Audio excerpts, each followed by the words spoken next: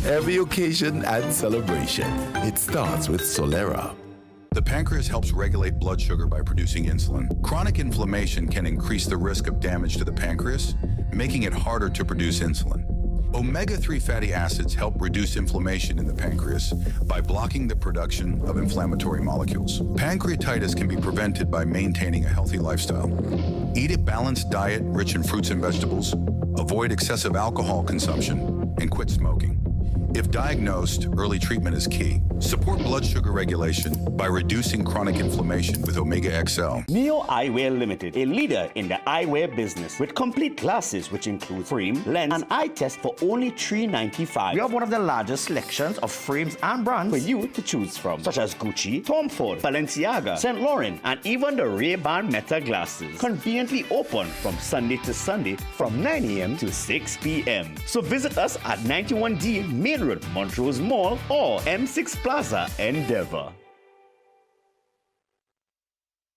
Celebrity Health Secrets with Giselle Laurent. I have found that together with exercising, getting enough sleep, and a diet rich in omega-3s can definitely help you live a healthier and happier life. Omega XL provides pure, powerful, potent care. Plumbing problems? Don't guess.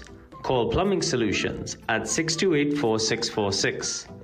Proud to be serving Trinidad and Tobago for over 20 years. We do it all.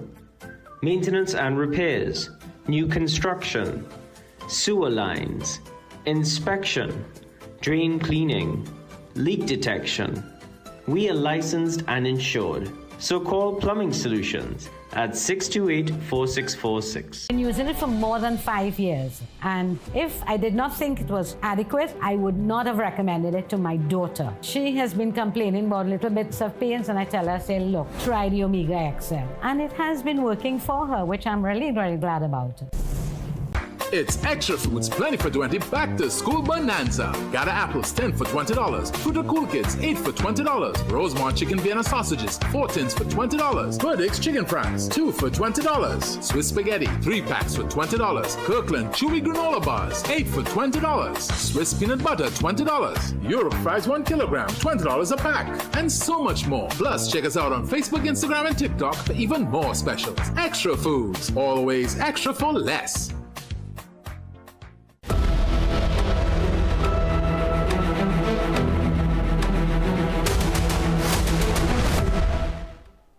Welcome back, Trinidad and Tobago. It is election night. It's the battle for power. And let's get into the panel discussion, because we would have just heard some numbers coming out of Tobago East. And I want to start with our Tobagonian on the panel. Dr. Winfred James, initial thoughts about what you would have just heard. Still, as we said, very early, not enough votes have been counted. But are you even surprised that the TPP has as much of a leg in this race as they do? Not really. It's been well known that the TPP will do better in Tobago East than in Tobago West. Right. Tobago West was a safe seat the last time, by the way. And so we have a few figures here, but they are too small for us to make a judgment on. We need to have a comparison score with what has already been counted, so that we have a better idea of how far we are to go, right, and what the fortunes of either main party, either party will be. Yeah, we were looking at some early numbers, probably less than 500 out of an electorate of 23,000, give or take. So there's still early days yet. A lot to go. Professor, let's start looking at that. We were discussing during the break turnout, and you said you weren't too sure what you thought, how you felt turnout was in this election. From the last election, there were 10 constituencies that had less than 50% turnout, and the 10th in that list was Tobago West. Tobago East had about a 54% turnout. So it'll be interesting to see what kind of turnout you're actually going to get. The preliminary numbers suggest you don't know where those polling divisions are, but clearly it's a TPP-PNM race, and you have some of the smaller parties taking 20 votes here, 5 votes here. It's you don't know how that's going to actually play out during the course of the night. Exactly. But right now the race is TPP and PNM, and that's in Tobago East. They seem to be ahead in terms of what you showed earlier as opposed to Tobago West. But the turnout, I think, is going to be very interesting to see what those figures will be. One of the things I want to be a little provocative with, the two political analysts. What does that mean for the result? Hamid made the point that, it's clearly a two-party race, TPP and the PNM, and it is left to see as the evening unfolds what that then translates into in terms of the outcome from this general election. And I think that is where we're going to be collectively holding our breath to see what happens at that point in time, because TPP winning one or both is going to be extremely significant in terms of the outcome. This is nothing that we've seen since the 90s, when the NAR had to be that force to pick the winner. So the night is literally a caterpillar. We're waiting to see what happens. It might have been interesting if we had knowledge of the polling divisions, actually. So we could have made a comparison with last election to see whether there is a trend that suggests, even at this early stage, suggests that there is likely to be some. To see that trend. At this time. It's still early time. But I take your point, yeah. I mean, I throw it to Dr. Brown. You nervous? No, not at all. You're going to be on the spot a lot today. You're going to be on the spot a lot today. We're accustomed to democracy. These are just the very early days. I think there are signs of a competitive race in Tobago East. That's no surprise. There was a point in the build-up to this election when there was a sense that the TPP would likely have been dominant. And the PNM's candidate, Ayanna Webster Roy, has been working very hard. I think she did have a bit of a head start. You would recall the TPP had some candidate selection challenges, etc. Let's see how that works out in terms of the final results. So bear in mind, Kijan, there are those in Tobago in this generation who see themselves as potential kingmakers or queenmakers.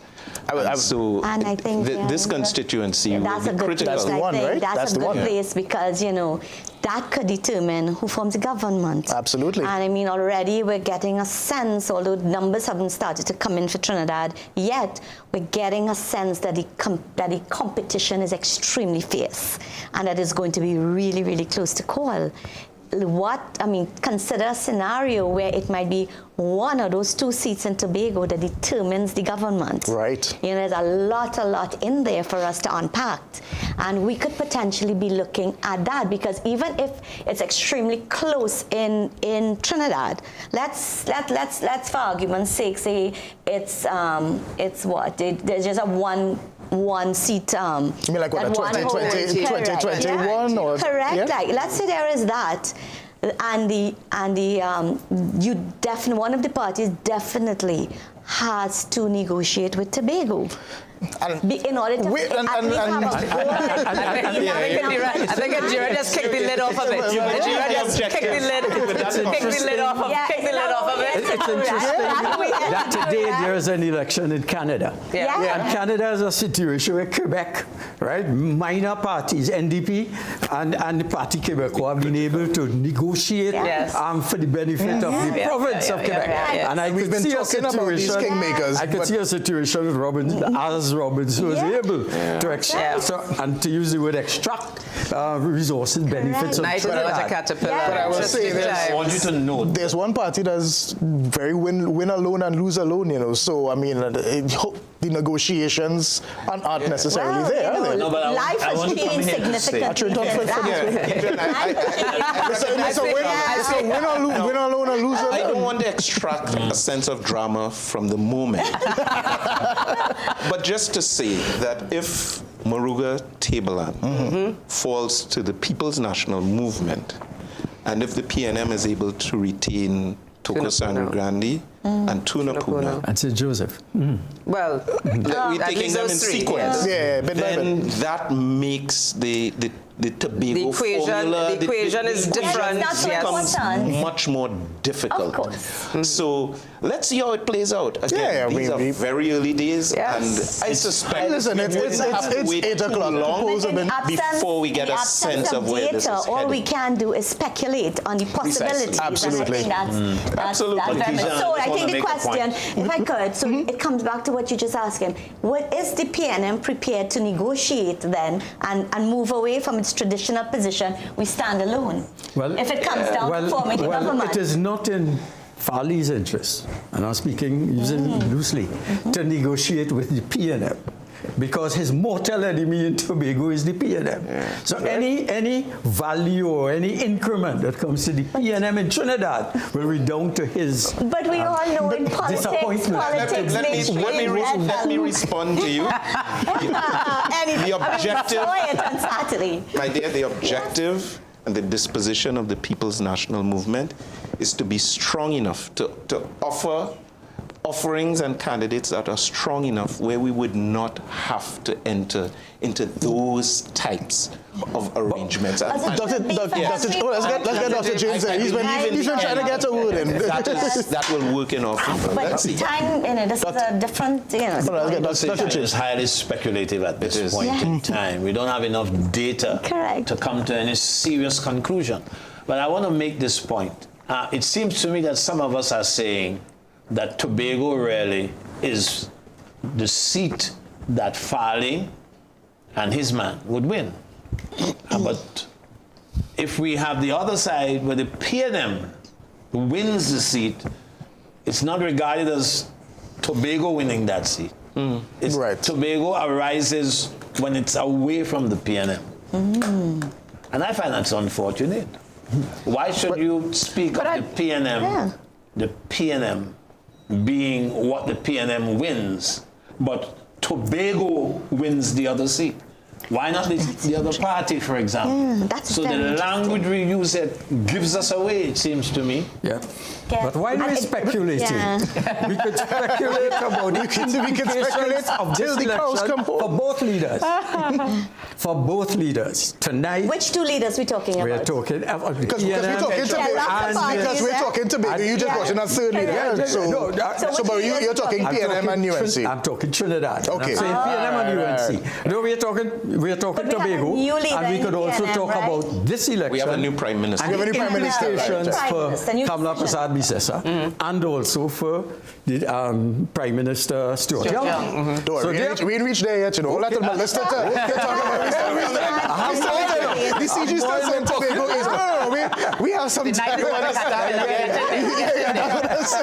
We will get there. I promise you we'll get there. The night is but a caterpillar. We will get there. Just very quickly, I'm looking at some fingers. I see most of you all voted. Exercised, yes. Right. When you did vote, what was the turnout like? Just tell us.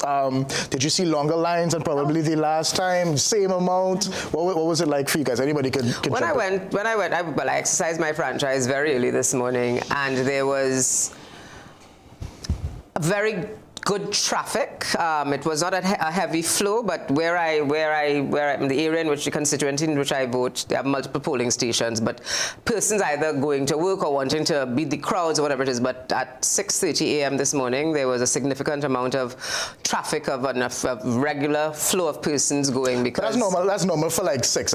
So I feel like the way I judge it is the consecutive constituency. The way I judge it is the consecutive number that I was given. And the consecutive number I was given on this occasion is not the consecutive number I normally would have at 6:30 in the morning, which means that there was a fairly high traffic. I don't understand. You don't want to know it's a number greater than the number I'm accustomed to getting. Professor, been quiet. What my consecutive number is without telling you where I voted. I can't remember mine. I think I was like 181. I voted around 10:15 this morning, and the consecutive number was 76. Mine was 103. At what time? That's about 9:30 to 10. Really? My consecutive at 6:30 was 17. Yeah. I don't know. What conclusions do we come? Yeah, what do we make of that? I mean, I know that certainly because you saw the traffic, people being dropped off, people, you know, so either heading to work, there were those persons who were heading to work, and there were those persons, more mature persons, who deliberately wanted to come out early as they would normally do, and to make sure that there were no problems. And it was blistering heat outside today, so I think people wanted to also come out and ensure that they exercised. Let me share a slightly different or an additional perspective. So I voted, I can say, if you don't mind, ma'am. I voted in Diego Martin Northeast at the Partner River State Government Primary School. And when I went, it's around 10 o'clock, 8:30, 10. It was very slow. In terms of the numbers of persons, the voting process was swift. And so I spoke to a few persons afterward. I also spoke to our candidate, Colm Imbert, about my observations. And he said, in his view, in an area like Diego Martin Northeast, if there isn't a keen sense of competition, our people tend to be just a little less swift to move out. And that goes to Dr. Sajwan's question, which constituency did you... So the question there is, and it goes back to some of the UNC's decision-making, that coalition arrangement to put a party like the PEP to run candidates in the Diego Martin constituency, is that really... how does that work in their favor? And you know, what happened is that you know the point you're making about the perception of competition. I think that might have explained what I experienced in my constituency, because I am one of those very keenly contested constituencies. So that is probably what happened. Dr. Sajwan, you get the last word before. I think let's be real. You know, we need to really just look at the margins. Other than that, it really doesn't matter what the rate of turnout is, except for us to analyze after the fact. That said, I voted in a core PNM seat, St. Anne's, I think would be East. I voted at about 4:30 this evening, and I just basically almost walked straight up and voted. I think I was number 250. But what was interesting to me, and I learned for the first time, is you could vote in Trinidad and Tobago without any ID at all. That I find a little bit scary. I never knew that. I always thought you actually have to have an ID. My mom did it, just so we know that they don't affirmation. Yeah, you swear, right? But I'm saying that to me leaves a lot of room for all kinds of things. And I think that is something that we should not want to encourage, because there's only that one individual.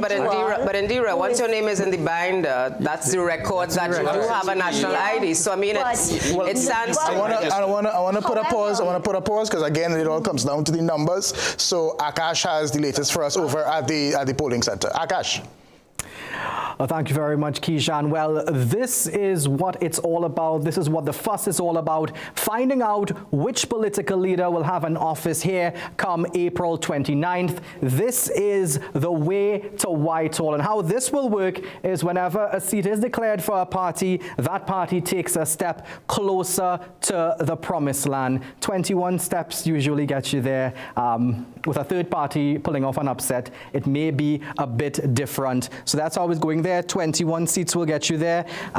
We have some numbers coming in already, Keyshawn, in terms of Mayaro, Tunapuna, and Arangwe St. Joseph. We can tell you that the UNC is leading in those areas there. Two key marginals there as well. But before we go to those numbers, let's leave Maraval Road and go to Mulchan Siuchan Road in Chaguanas, where Jesse Ramdale is standing by with an update. Jesse?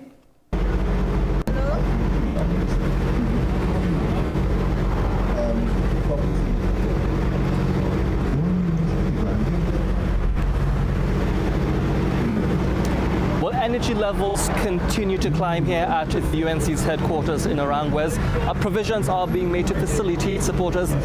Indicative of that is the temporary construction of this makeshift bridge here to allow for party supporters to make their way off the highway into the complex, into the headquarters here in Chaguanas.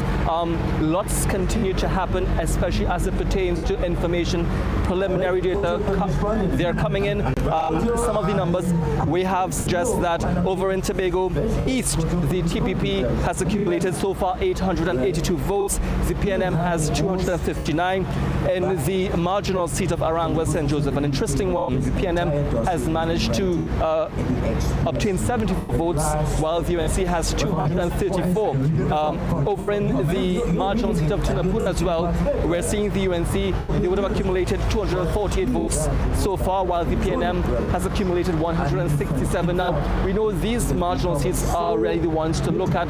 Back in 2020, Esmond Ford, he would have managed to retain the seat for the PNM by popping just over 1,900 more votes than the UNC's candidate, David Naked. Also over in Tobago West, the PNM has managed to obtain 683 votes, the TPP 700, and the PDP 49. So the results are coming in, and so too is the crowd here at the UNC headquarters.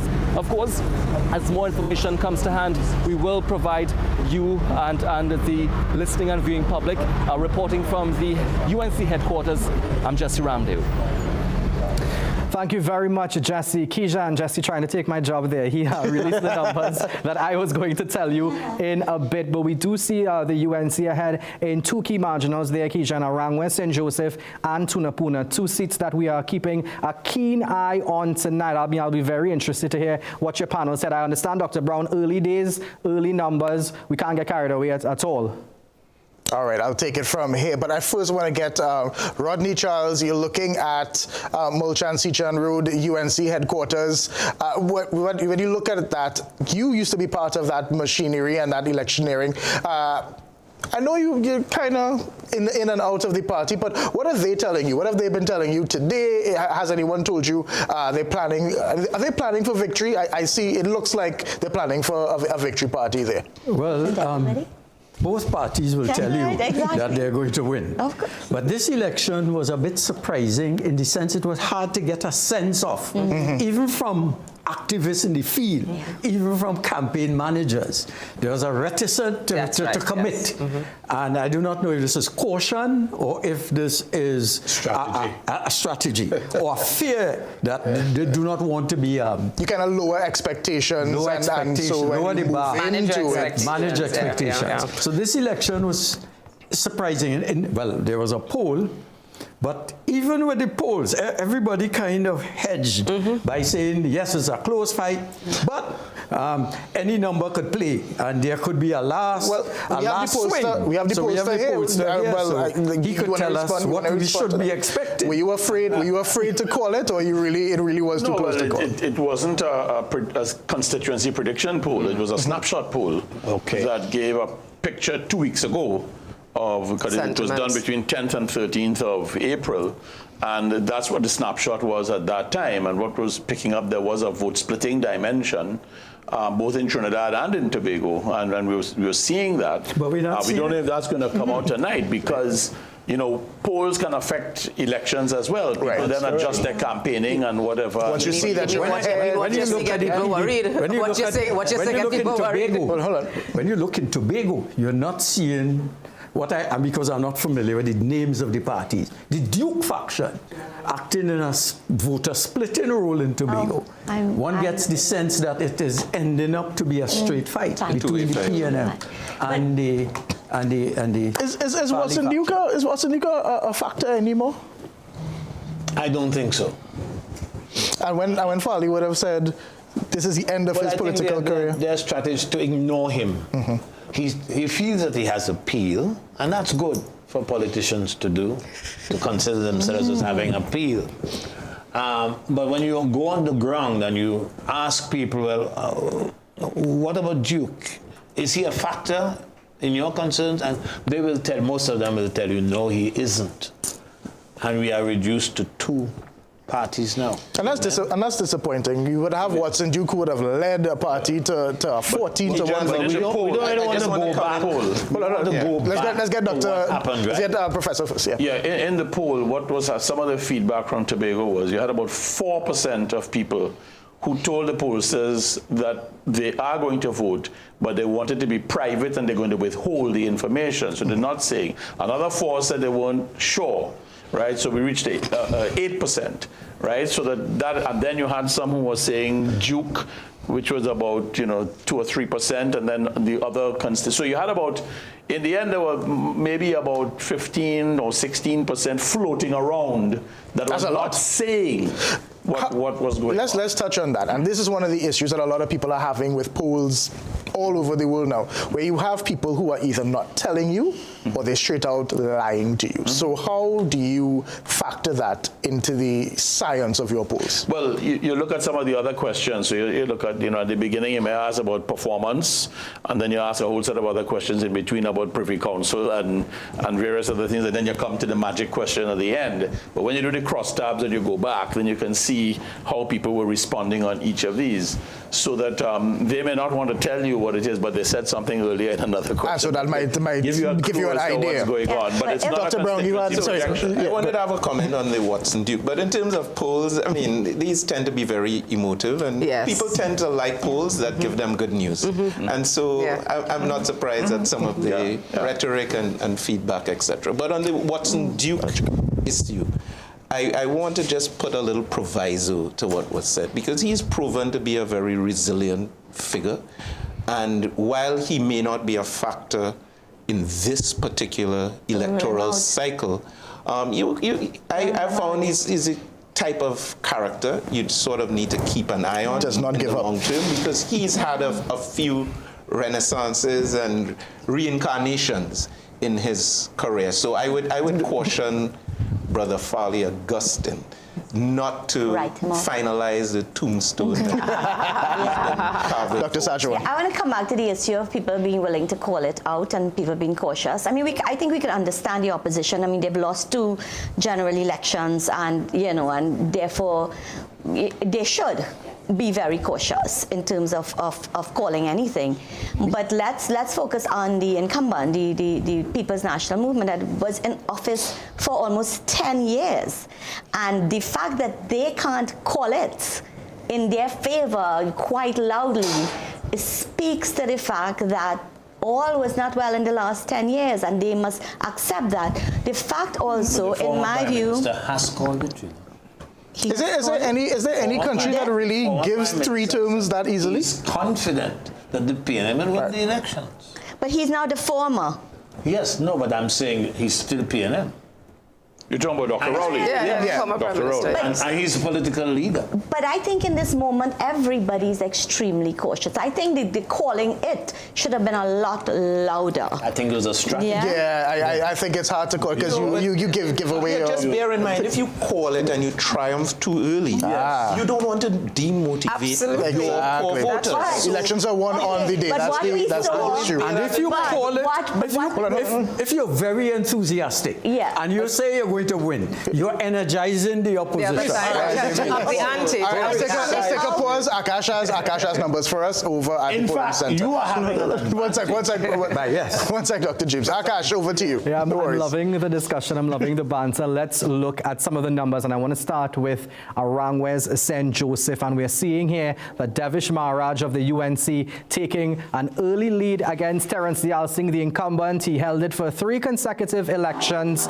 As I said earlier, this may be his biggest political test here tonight. Devish Maharaj, 234 votes, 74 for Terence Dial Singh. Remember the margin in 2020 was just 823 votes. And if you look at the numbers, each election, Terence Dial Singh has loosened his grip a little bit on that marginal seat. Remember, this is the former St. Joseph seat. I'm just stepping this way. No votes yet for Gary Griffith and the NTA, none for Marcus Ramkisoon and the THC, and none for Anthony Dolan and the political Patriotic Front. Let's now go to another key marginal here, and we are looking at Tunapuna.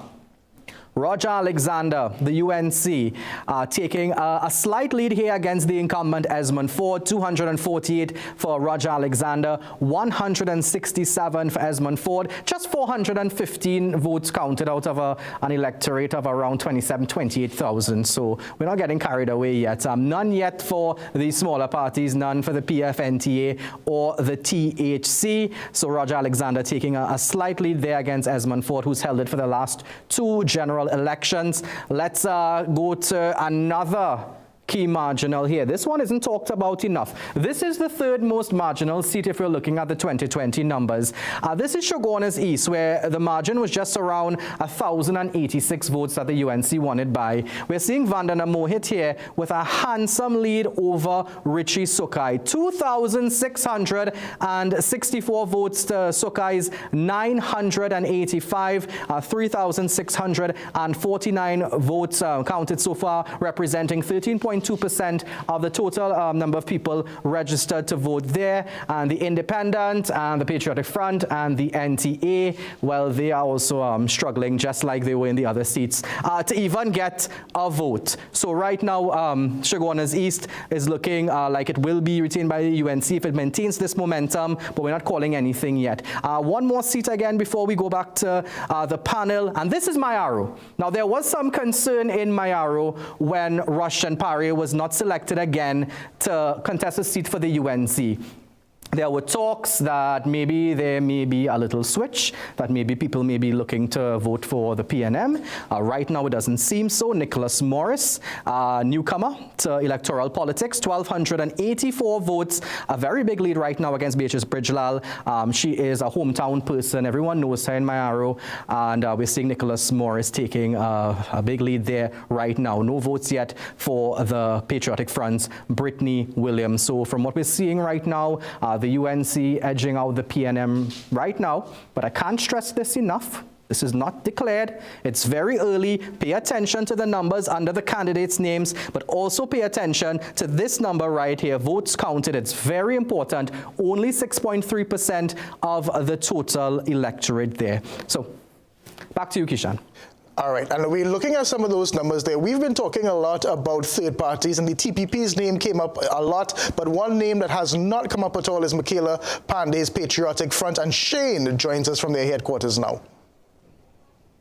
All right, hello and good evening to all of our viewers, listeners and readers. Well, right now I'm at the Patriotic Front's political headquarters at Twin Walls, just outside San Fernando, where I'm about to speak with political leader Michaela Panday on what some of her expectations will be going forward for the rest of this evening. Ms. Panday, thank you so much for taking the time to join with us. Can you just tell me a little bit more about the support you've garnered over this journey leading up to election night where we are right now? We met a lot of people. We spoke with a lot of people, but you never know what can happen on polling day. I chose to fight a very hard constituency, very established constituency for the current opposition. So it was a challenge, but one I took on with grace and strength. There are a lot of people out there who support, but you never know what can happen on election night. There is anti-sentiment to the current government, and people express that they want change, but I also feel that change is a very difficult thing to accept. And one thing my father always taught me, when you go into the polls, you know, that's when it kind of happens. So I don't know. And whatever it is, I just feel really good that we took a step that many other people, you know, weren't brave enough to do, and others chose to take the easy way out and go back to things that they didn't want to be part of. But I'm just happy about that, you know, so you feel almost that you've won before any result comes in. Understood. And well, as you rightfully said, regardless of whatever the outcome is, tonight's occasion is particularly significant because it's the first time the Patriotic Front will be contesting a general election. Just your general thoughts on that. You know, are you pleased with how far the party has come since its founding in 2019? Is there anything else you think could have been done, but just for whatever reason didn't get a chance to be done? You can always do better, and you can always do much more. To ever think that you know, there's no growth. Of course, it's a young party, and we continue to grow, and we will learn from any mistakes that we have made, and everything is a growing process. So I'm proud that the party was able to do it, and that's the first step, regardless of what happens. Ms. Panday, thank you so much for taking the time to speak with us. We will continue to keep all of our viewers and readers appraised on any developments that take place throughout the course of the night with the latest in the election results. Thanks again. Thanks a lot, Shane. Shane Superville there with Michaela Panday. I do want to discuss that with my panel. I want any of the analysts to come out. Michaela Panday, did she ever have a shot in this? It was always an uphill battle. She was more than likely operating on the basis of her father's legacy and advancing herself, but no campaigning until after nomination day. I mean, it was almost, yeah, we're contesting all 41, and so on. Don't know where all that money was coming from, but the bottom line is that we're not seeing it being translated into votes tonight, and it's still early days with some of the numbers, but I mean, in some of these constituencies that have been put up here, it was 0 and 0 and 0. But her best shot would have been Couva North, right? It was her name, it was her candidacy in that spot. So I guess we have to pay attention to that seat when that comes up. But you know, if you look at the record with regard to Couva North, I mean, the last election that her father contested, he ended up winning by a plurality and not a majority in a split election with the Congress of the People, the PNM, and the UNC.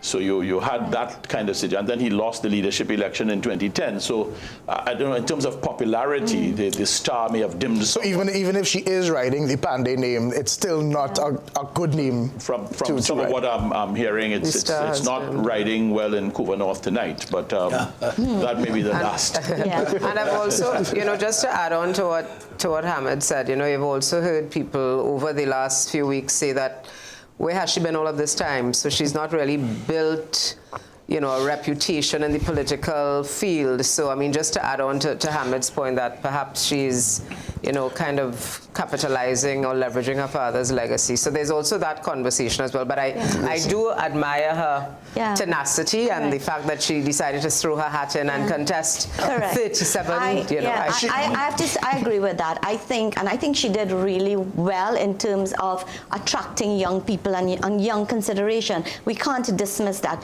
We know obviously she's not going to make a dent in this election. COP, ONR, and I think I don't need to say anything more. So there's no way that she would make a dent in this election. The thing is for us to watch going forward. Will she remain? Will her party remain? Is she there for the long haul? And that I think, and or is this a one and done? Correct. Oh, but she may be relevant. Dr. Brown, you have some thoughts. Well, we live in a winner-take-all type of environment. But I have a little bit of a broader view. And in listening closely to some of the messaging that would have come out of Michaela and her young movement, that may be an important contributor to our overall political discourse. Maybe she's playing the long game, but I just want to say I've never really felt an affinity to this sort of generational legacy politics, and she's not the only candidate in this election whose parent was a former prime minister. And so you really have to earn your way as you go.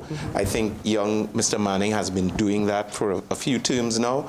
And let's see, best wishes. I will say from the voice and some of from the media perspective, I will say useful. We talk in the newsroom all the time that for somebody like Michaela who needed to be on, not just on the ground as she said, but needed to be on the media, she wasn't as accessible as you needed her to be. Wouldn't answer the phone, would duck out on interviews. So you really wondered where the campaigning was. Yeah, you could be on the ground, but in the age of social media, national media, you needed to be on the airwaves as well. If I were advising her, I would tell her, make this one point. I'm saying Michaela has to have a following. There's no following. All right. If I had to advise her, I would tell her, this is not a 100 yards dash. She's in a marathon. So she's playing a long game. But hold on, how long is this game? Because she didn't contest in 2015. She didn't contest in 2020. There have been local governments since then. She could still play the long term. The problem she had in this campaign was the fact that she did not have access to resources, notwithstanding stories about who was funding her. The second thing is that the UNC was, and I think we are seeing it now, was successful in saying against the split vote and small parties and what they were doing in terms of the election. And I think somewhere along the line the message gained currency. so that third parties, and we're seeing the scores, 0, 0, 0, minimal scores. I think one has to give some credit to the UNC about that question about this. Professor, you have any well, I mean, some of the things that I'm seeing, I mean, what I'm getting, I mean, like in Mayaro, for example, there was this issue of Rushton Parry and what would have happened when he didn't run. But apparently the UNC candidate is leading by a very substantial margin in Mayaro tonight. I don't think Mayaro has been marginal for a long time. Gypsy just kept winning. What I'm saying is, a lot of media creation was that Rushton Parry was going to have this grand effect on negative for the UNC. I mean, we read it, we heard it, but what we're seeing on the ground tonight coming out of Mayaro is that the UNC is way ahead in Mayaro. I mean, we don't have the figures as yet. I'm just getting, reports from around the place. Right. So, the thing about this, the third party, that Gary Griffith was very much on this idea of this third force, and he's had that view for a long time. And we saw it in 2007 with the Congress of the People. Yes, there was a third force, but 0 seats. We saw it with the ONR in 1981, a third force, 0 seats. It doesn't work like that. Yeah, we saw it. It was right in front of us. It doesn't work like that. That old joke was the difference between X party and a bicycle. Well, a bicycle has 1 seat. Well, we'll see how that goes tonight. That's an old joke. How do you all not know that joke? I like that. All right, but we're going to toss now to Radhika De Silva. She's at the Siparia headquarters where Kamla Prasad-Bissessar usually stays and waits till the results. And depending on how that goes is when she moves over to UNC headquarters. Well, Radhika, we join you now. Good night. Supporters are continuing to arrive here at the Siparia constituency office. UNC leader Kamla Prasad-Bissessar, who has represented Siparia for more than 28 years, is expected to arrive in a few minutes. Now, the mood here is calm as supporters await news of the election results.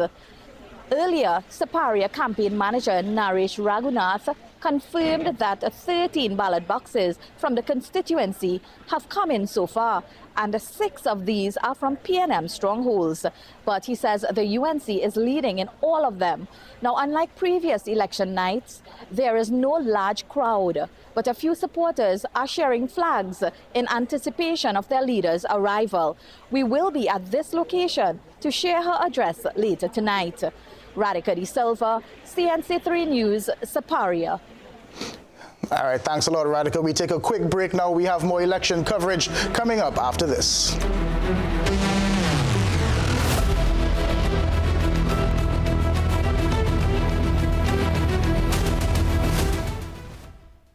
Ready to spoil mom and save big? It's the For the Love of Mom sale only at Bright Ideas. We're talking massive savings on the things she loves and the home really needs. Get 50% off all flowers and ornaments, 10% off all appliances. Yes, every single one. And brace yourself for big appliance blowouts. Acros Twin Tub Washer 13 kg just $15.99. 15 kg $19.99 with free laundry basket. Acros 30-inch stove now $299.99 with the free pot. Magnum 30-inch gas stove as low as $18.99. And the Whirlpool 16 cubic foot fridge was $66.50, now $52.99. And we have more large appliance deals in store. Plus enjoy up to 25% off kitchenware, bakeware, serveware, mats, carpets, household essentials, and more. This Mother's Day, celebrate her spark, style her space, and save like never before. Only at Bright Ideas. Employers, get ready for something new. The National Insurance Board of Trinidad and Tobago is proud to start the Empower Project, Employer Onboarding. Starting now, employers can register for our upcoming employer portal, a faster, easier way to manage NIB transactions. Visit NIBTT.net, click the Empower Hub, and follow the simple steps to get started. A new era of convenience and service begins with you. NIBTT Empower Project, enhancing your experience, transforming our services. Before you take your omega-3 supplement, check for the natural products number NPN on the label. This unique code shows that Jameson products have approved rigorous Health Canada testing for safety and effectiveness. Unlike some supplements that carry disclaimers like not approved by the FDA, Jameson omega-3 is the trusted choice, offering 1,800 milligrams of EPA and DHA for heart health. Choose quality. Choose Jameson. Managing diabetes just got easier with Berberine Plus by Aja Nutrition. This powerful, all-natural supplement helps regulate blood sugar levels, giving you better control of your health. Find Berberine Plus at Pennywise and leading pharmacies nationwide. Get the best back-to-school specials at Southern Food Basket. Broccoli, $15.95 per pound. Sierra chicken nuggets, 275 grams, 3 for $29.95. Grill Master Burger patties, 5 pounds, $99.95. Happy Chow Mein, 1 pound, 2 for $19.95. Swiss macaroni and spaghetti, 400 grams, 3 for $18.95. Richport vegetable oil, 3 liters, $39.95. Easy Wrap foil, 25 feet, 2 for $19.95. Chubby 3 cases, $110. Richport tuna flakes 3-pack, $14.95. Biscram 40 grams, 5 for $9.95. Available at Southern Food Basket, St. Charles Village, Princestown, SS Erin Road, Pinal, Southern Main Road, Point Fortin, and Coffee Street, San Fernando. Offers available while stocks last. Tonight, as the nation waits, know that at Standard, you've always made the right choice. We believe everyone deserves a beautiful, comfortable home. At Standard, we bring you the best deals for everyday living. Appliances, furniture, electronics, because at Standard, when it comes to price, nobody beats us. Make the winning choice for your home. Shop in store or online at standardtt.com. Celebrate Mother's Day with Magical Expressions Limited. This I Promise You collection available from May 2nd. We're the largest local importer and distributor offering the widest range of beautiful flowers at the most affordable prices. Call us at 701-6488 or 701-6680 or visit our website to order. Hello, Trinidad and Tobago. Have you noticed the XL products at your local pharmacy? Endorsed by cricket star Andre Russell and many more, these supplements represent the pinnacle of natural health solutions, trusted for their efficacy and purity. Welcome to Holiday Inn Express and Suites. Do enjoy, Stacey. You want some coffee? Can I have a bit? Perfect then. That's exactly what we need. Hi, the pool is this way. Whatever you're here for, we're here for you. Stay smart at the Holiday Inn Express and Suites.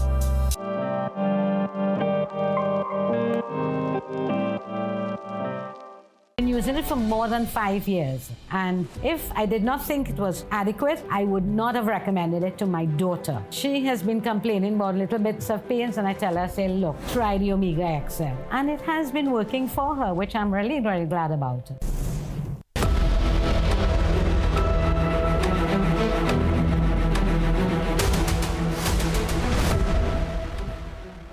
Welcome back. Let's take a look at these numbers here. And I want to start in Tobago with Tobago East. And we are seeing that David Thomas is still ahead. The TPP's David Thomas still ahead, 1,490 votes. Ayanna Webster Roy catching up a bit, 825. Remember, she is the incumbent, and she would have won that seat by just 1,262 votes, still considered marginal.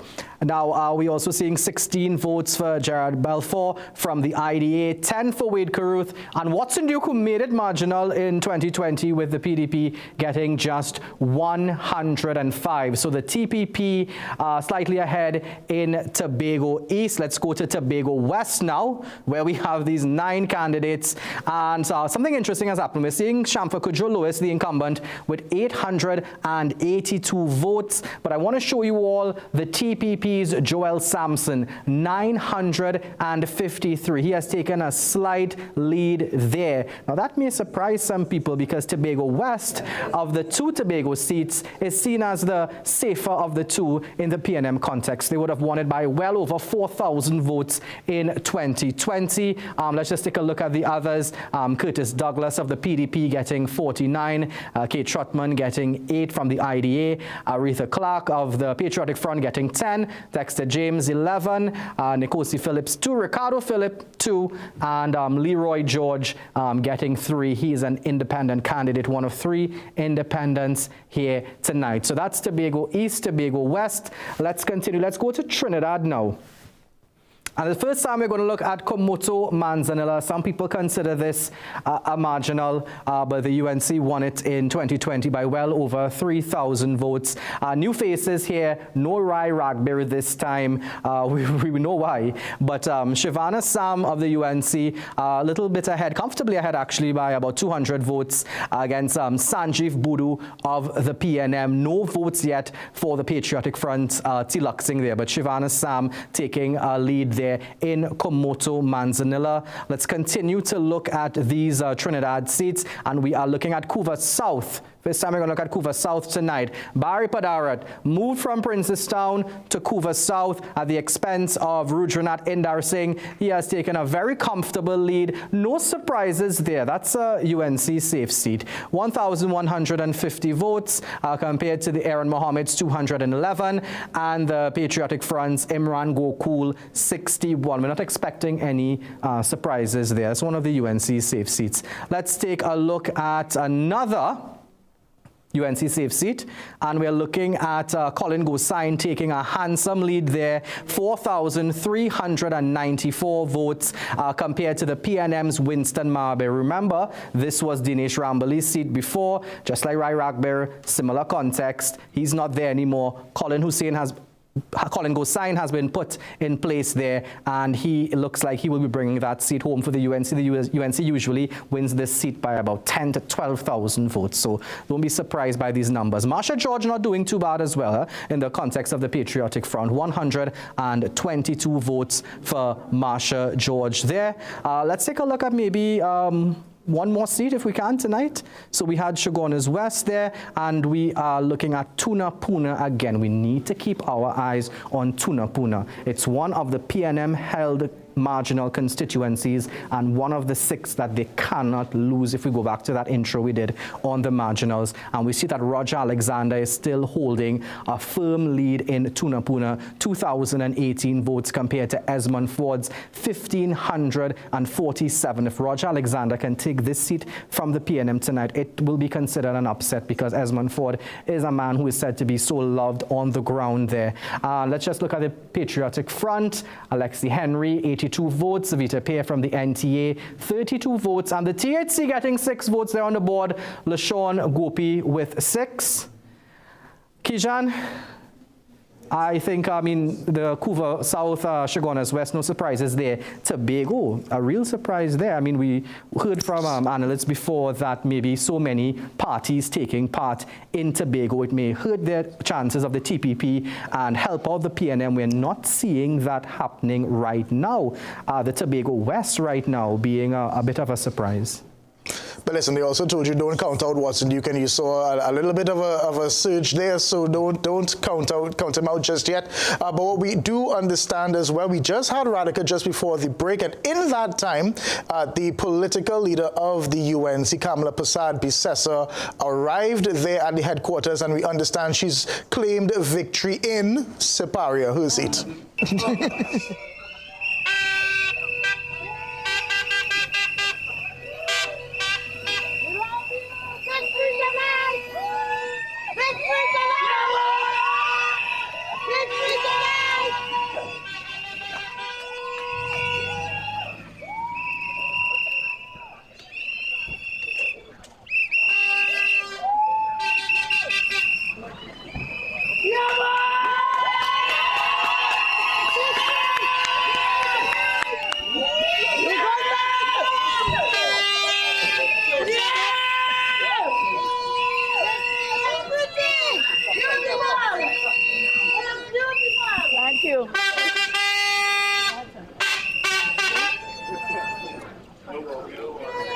How the results are looking so far? Well, first let me thank Almighty God. We have had a very, very clean campaign, very strong campaign. I feel very confident of a very good result. Let me thank the people of Siparia. I'm in Siparia tonight. Let's thank Siparia. Thank you.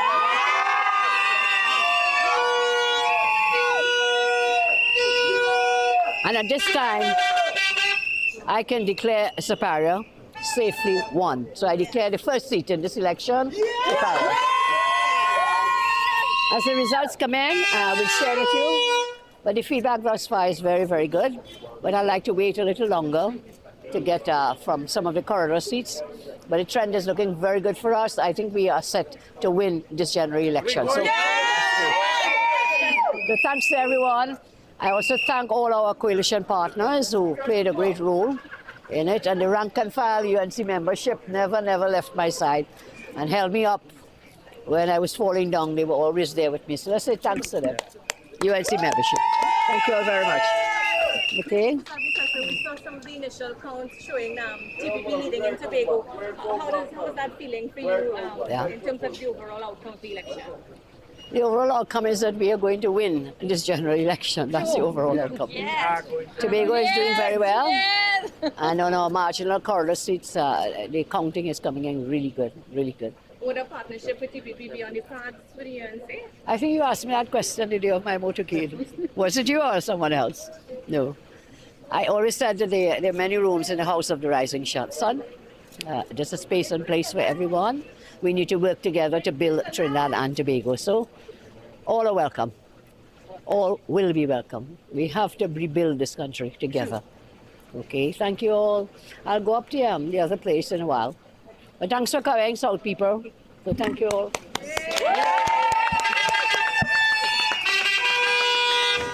All right, so we are seeing already confident Kamla Prasad-Bissessar declaring her seat is not really much of a surprise, that we weren't worried at all. Dr. Atz, you wanted to take this one first. I was saying that, you know, one of the things that will come out of this election is Mrs. Prasad-Bissessar, all of her detractors, she's showing a level of resilience. But I think I think that will give her party some sense of hope.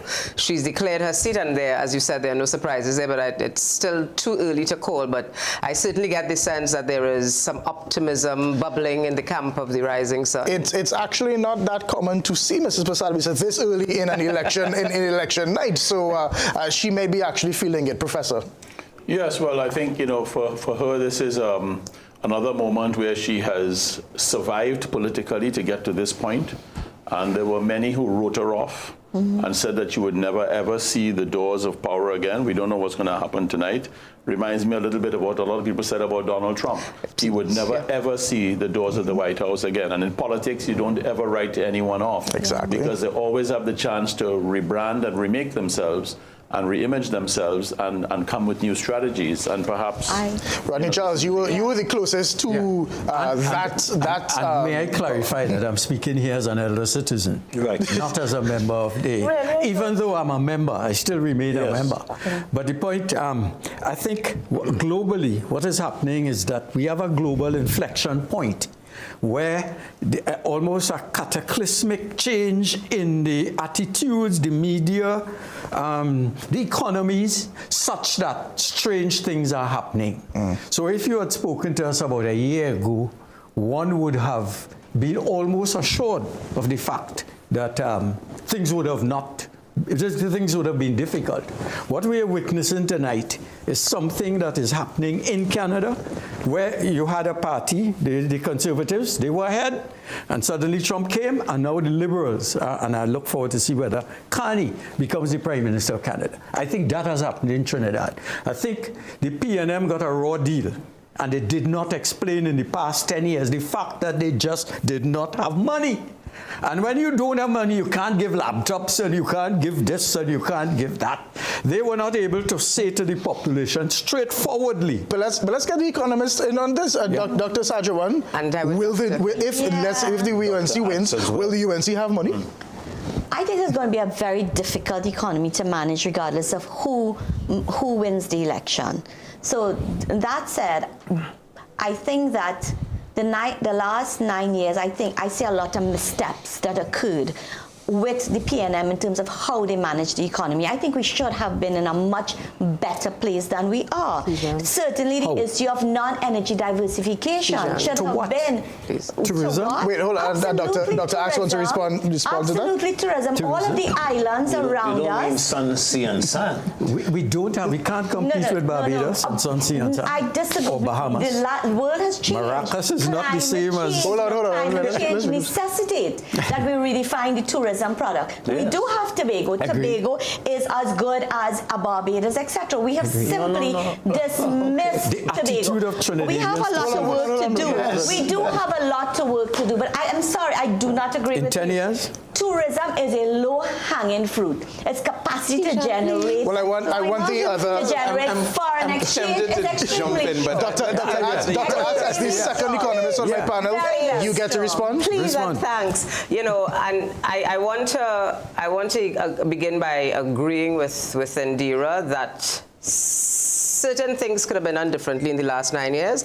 Hindsight is always an excellent place for us to start.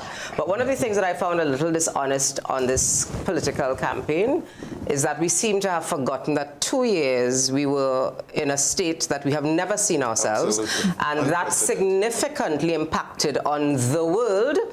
And since Trinidad and Tobago does not control anything in the world, we had an even greater impact. So I think that is one of the dishonesties that I saw in this political campaign. We have forgotten the pandemic happened. Simply ignored 2 years of absolute nothingness, where you had, and I hold no brief for any political party.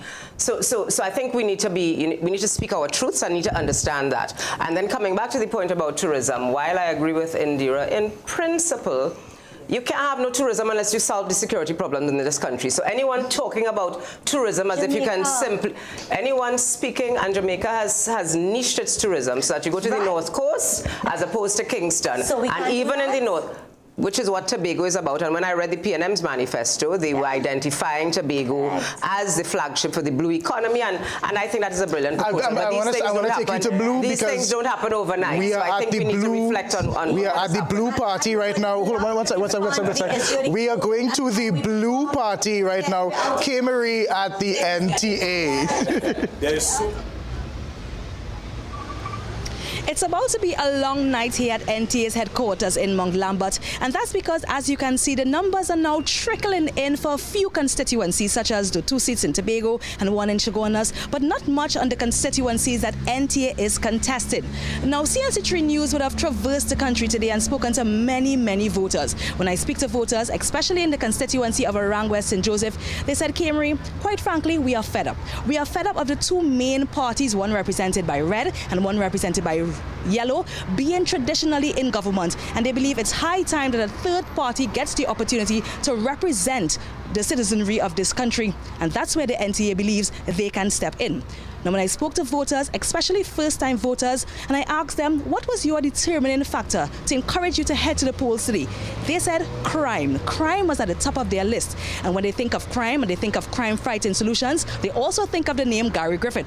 And that's because of his reputation as a former commissioner of police. Many constituents said they believe that if given the opportunity even to be an MP in Parliament, they believe that Griffith could do a lot to alleviate crime in this country. Now, as I said earlier, the numbers are trickling in, but we got some numbers for the constituency of Orang West St. Joseph. We're seeing just over 70 for PNM and 200 and something for the UNC's Davis Maharaj. But the NTA, not just yet on the polls, and we want to bring in Mr. Griffith right now to get his views on that. Mr. Griffith, it's no secret that the NTA has its heart set to cause an upset in the constituency of Orang West St. Joseph. What are your thoughts on how the things are looking like right now? Well, again, good evening. The only reason why we did this was not because we just wanted to go and fight 2 Goliaths. David, I could tell the country tonight, David is not going to defeat Goliath tonight. There are 14 other political parties other than the PNM, the UNC, and TPP. None of us have made a dent. So as much as you will continue to hear, and you'll hear for the next 5 years, the vast majority of the country showing their disdain, they're being fed up of the 2 major political parties. The base support it held for both the PNM and the UNC. There has not been a dent. This has gone on for decades. I think we need to really accept and appreciate the fact that we are really no different to the Republicans and the Democrats in the United States, where as much as people will criticize both, 99% are going to continue to support the 2 major political parties. From what we've seen in the initial poll so far, it seems that the same thing is taking place. I walked the length and breadth of Orang West St. Joseph, and everybody loved Gary. Everybody here. There was the only animosity I got is a dog almost bit me. I don't know if it was the owner of a PNM or UNC dog, But the fact of the matter is that there was never any degree of persons showing their disgust or disinterest with Gary Griffith. But for them to take that and go into that polling booth and put that X outside of the Balize or the Rising Sun, they're not going to do it. Everybody, they've gone right back into their safe house. Whether it is because of a fear factor that the vote splitting is a major element that will cause many people on both sides to be fearful. If I'm a PNM, if I decide to vote for a third party, it can cause UNC to get in through the back door and vice versa. If that is what happens, so be it. I cannot in any way criticize the citizens. They have made their choice. They have made their decision. I don't know who is going to win between the PNM or the UNC, but it's not going to be any of the third parties. I wish to take this opportunity to thank each and every supporter, member, candidate of the National Transformation Alliance. They have done well. We have provided the country with an opportunity for a third choice, and it has been rejected. One word, how are you feeling right now? Hopeful that this country can actually turn around, hopeful that we can actually transform Trinidad and Tobago. As a politician, I've been a politician with the UNC as a Minister of National Security. I try to give the country that third option. It has not been accepted, but I do hope that the country can unite. The country has been so divided for the last few years based on politicians and politics. It is hope that the country can unite.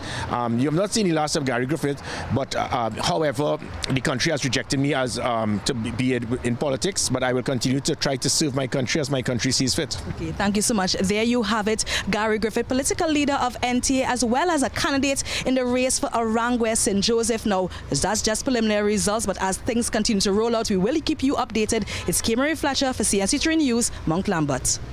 All right, thanks, K-Marie. The closest thing we have to our first concession speech for the night. Akash, you have more numbers for us. Yeah, Kijan, let's look at Tobago East, where we understand the TPP, the Tobago People's Party, is becoming increasingly confident that they will, take this seat and call this seat very soon. But let's look at the numbers right now. David Thomas of the TPP, 1,726 votes. Ayana Webster-Roy, the incumbent, 910 for Wade Carruth, 16 for Jared Balfour, and looking at Watson Duke and the PDP, 134. We're going to try and link up with TPP very soon because we understand that they're jubilant right now with how things are happening in Tobago East. In fact, we can speak with Elizabeth Gonzalez right now. Elizabeth, what's happening at the TPP headquarters?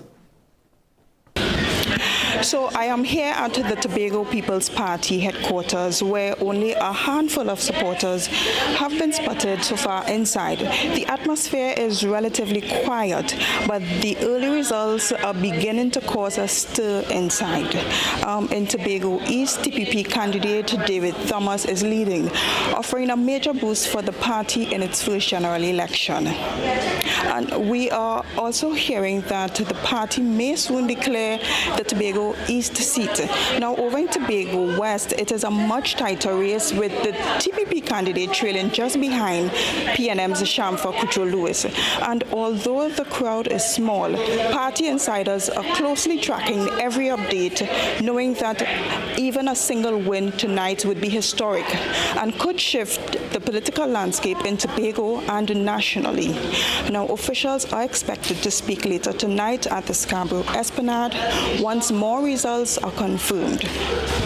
But for now, the mood is cautious, but growing as counting continues. Back to you in studio. Thank you very much, Elizabeth, out there in Tobago. Of course, the People's National Movement will not want to lose Tobago East, because if they lose Tobago East to the TPP, 22 seats in 2020 become 21. They wouldn't want that at all, considering how things are happening in Trinidad. Let's take a look at Trinidad now. Well, we heard from the political leader of the United National Congress that she declared Siparia. We can understand why, a very massive lead there. No surprises, of course. Siparia, the political leader's seat, it's as safe as Diego Martin West for the PNM. So 9,565 votes for Kamla Prasad-Bissessar. So Siparia is going to the UNC. Let's take a look at some other seats in Trinidad. Shogunas East, very important. Shogunas East, considered a marginal. One of, I would think, the third most marginal seat in 2020. We're seeing Vandana Mohit, the incumbent MP for the UNC, UNC, a very comfortable lead there, 3,145 votes to Richie Sukai's 1,086. If we see a bigger margin of victory for the UNC in this seat, it will not be a surprise to those who follow local government election politics, because we did see in the last local government election that the UNC made some inroads, especially in the enterprise communities. No votes for the Patriotic Front, NTA, and if we look at the independent there, no votes for Ernesto Singh. Let's take a look now at Chaguanas West. Just 3 people in the race here. Colin Gosine handsomely in front, 6,200 votes compared to Winston Mahabir's 411 and Marsha George's 203. 23.5% of the electorate counted for there in Chaguanas West, another UNC safe seat. Let's look at some more before we go back to Kijan. Let's look at Oropouche East, Dr. Rudal Munilal seat, another UNC safe seat. Dr. Munilal, 8,283 votes. He can more or less call this seat for the UNC and retain it there. 830 for Richard Ragberry of the PNM and 355 for Danny Jadunanan. Interesting fact about Danny Jadunanan, when he announced his candidacy, his family put out a statement saying that they endorse Dr. Rudal Munilal and distance themselves from Mr. Jadunanan. And I think the king of all irony here is that the family's business, their motto is where families stay together. A bit weird there, right? So that's Oropouche East, and maybe we could do one more before we go to Kijan, and that's Naparima again. So like a broken record here, another UNC safe seat. We have Narendra Rupnarayan taking over from a certain Rodney Charles, who is with us here tonight. 1,588 votes there compared to Sarah Nangu's 181 and Ferial Mohammed Lalchand's 40 there. The UNC performing well where it's expected to perform well. You're probably asking, and I need to address this, where are the PNM safe seat votes? Where are the PNM votes? The Lavantil seats, the Diego Martin seats, the Port of Spain seats. We're actually not getting much data out from the PNM right now. We're not getting much information from Balize House and Kijan. I don't know. I mean, we've covered elections for a while. That's not usually a good sign, right? Yeah, we have a lot of thoughts here, but I want to get the thoughts of Dr. Amory Brown right now. He's been kind of quiet, listening, very diplomatic, fitting for your position, but I know you were wondering what's happening with some of the your safe seats, so to speak. But what do you make of what you're seeing tonight? Well, the results continue to come in. There's no doubt when we say a safe seat, that has meaning in Trinidad and Tobago. So I don't expect any surprises in Diego Martin and Port of Spain, etc. But rightfully so, the team has been focusing on the marginals. And I think it's too early to say there's a definite shape, but let's continue to monitor. I just want to step back a little bit in terms of the overarching theme of the 2 major campaigns. I think from the PNM side, there was a voice saying we will fight for Trinidad and Tobago. We will have the energy and the capacity to fight for you, to negotiate for you. And then from the UNC side, there was a very different message to my ear, which was we love you. We'll take care of you. And some of the promises that were made would seem designed to tap in more to an emotional response from the population. So I'm monitoring these results myself to see how far those 2 messages would have mobilized and motivated. I want to counter a bit of what you just said, because the message was, yes, we will fight, but that was the secondary message. As far as I understand, the message was, don't put them back there. Remember, so it was a party in government for 9 years fighting a party that was in opposition. So it wasn't so much, here's what we've done, it was, here's what they did 9 years ago. Do you think that strategy was the right one, looking back at it now? Well, I don't want to do a post-mortem at this point of the evening on either party's overall strategy, because the results will speak for themselves in due course.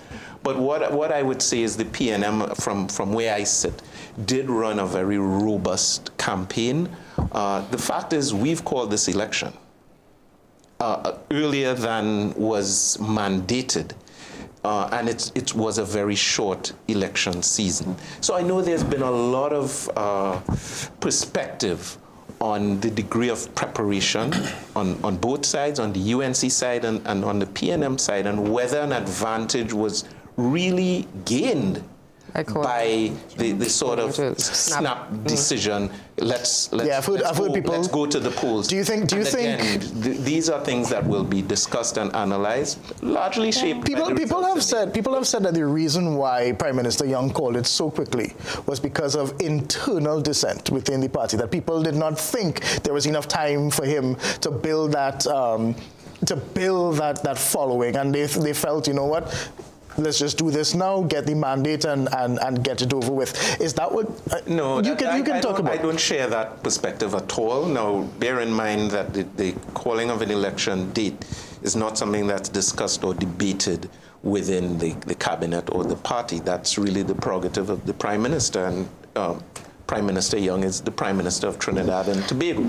So I don't think that was the motivating factor. Usually when a snap election is called, well, sometimes, there have been a number of cases, it would be because there's a sense that you have an advantage as of now, and I want to build on that, take advantage of that to achieve a mandate.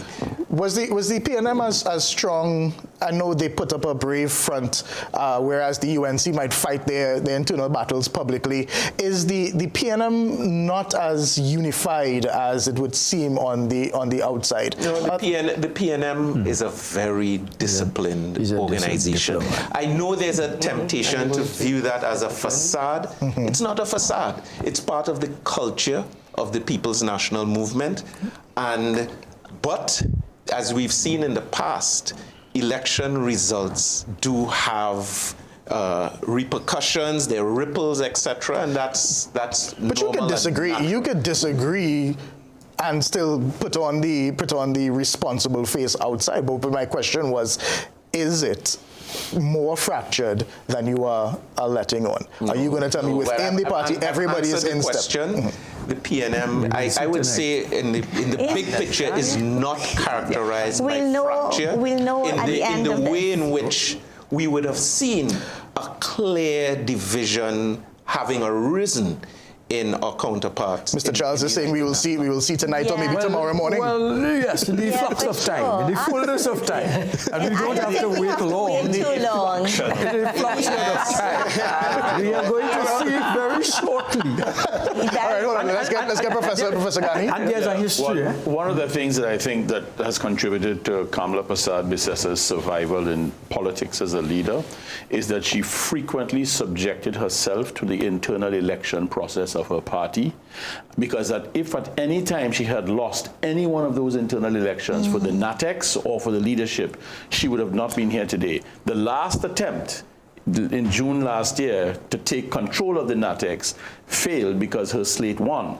But she has frequently put herself at the mercy of her party. I feel like Mr. Charles might be the best person to her survival. So let's talk about what UNC internal elections are like. I need to reiterate that I am not here representing the United Nations. But you've been in the machine. But I'm a part of the internal, right? And the question, I think what we have tonight is a result of the party, if it goes in that direction. It's not a result of what the UNC has done necessarily, even though that played a part. It has to do with what the PNM did not do and how they presented themselves to the population. They had the problems of incumbency. They had the problems of not explaining to the population in a serious way the fact that it took blood and sweat to pay salaries every month. But that is not the picture that was painted in every budget, because when Minister Eyewear finished every budget, it was the rosiest picture that you could ever see. I don't buy this argument. No, that is the problem with the. That was the problem. You cannot say that I can see clearly now. Brighter days ahead. But you know the reality that at a point point in time, the price of oil was at zero. And we never, During as COVID, a population, understood what that meant. Understood what that meant. So that I anticipated my salary every month. Every single month, I got my parliamentary dues, and there was no problem. If I had a sense that the question of the refinery was a question of a drain on our foreign exchange, which we couldn't sustain. If I had a sense that the salary was due to astute shifting of funds all over the place to make sure that we survive, we never got that. The PNM played a game that things are going on as normal, and people have said, well, where the money went? When we know that 80% of the budget went to salaries and went to recurrent expenditure and to transfers. But your party would have had a big part to play with the messaging. Any message that the PNM had, the UNC would have destroyed that message, and they just have a better messaging. But we are talking about the PNM, and we go to PNM headquarters right now.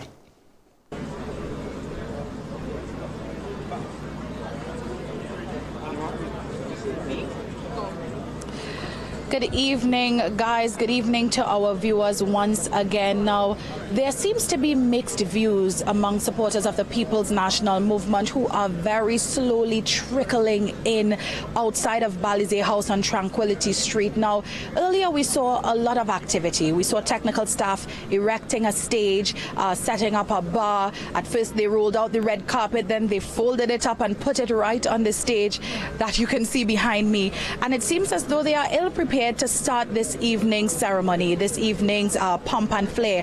There are no MPs outside greeting supporters. There are no official representatives of the People's National Movement speaking with persons, except for one individual that I saw sort of walking around. That's Laurel Lizamali, saying the education officer for the party. Now, I did speak with a couple of supporters for the People's National Movement. You can hear a horn blaring. They are a bit excited and a little bit anxious. They want to hear something from the leadership of the People's National Movement. One individual, a man in his 70s, would have told me he is hopeful and he expects that the party will receive all 41 seats. He thinks that they deserve it. Another gentleman said he voted, he cast his ballot, and he was concerned that his son did not and his grandson didn't as well.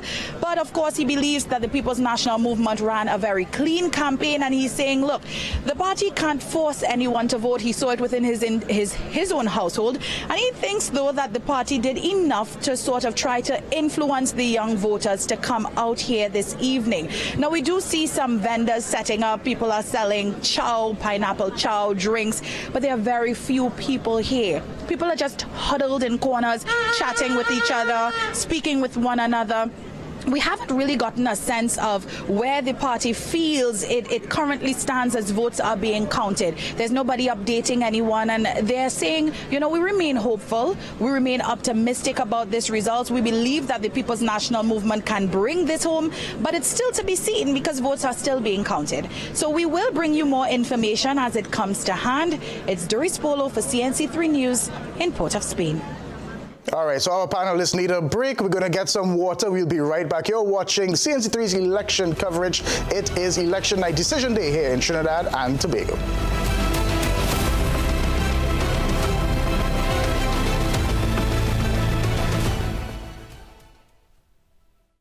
It's Extra Foods Plenty for 20 Back to School Bonanza. Gather apples 10 for $20. Fruit Cool Kids 8 for $20. Rosemont chicken Vienna sausages 4 tins for $20.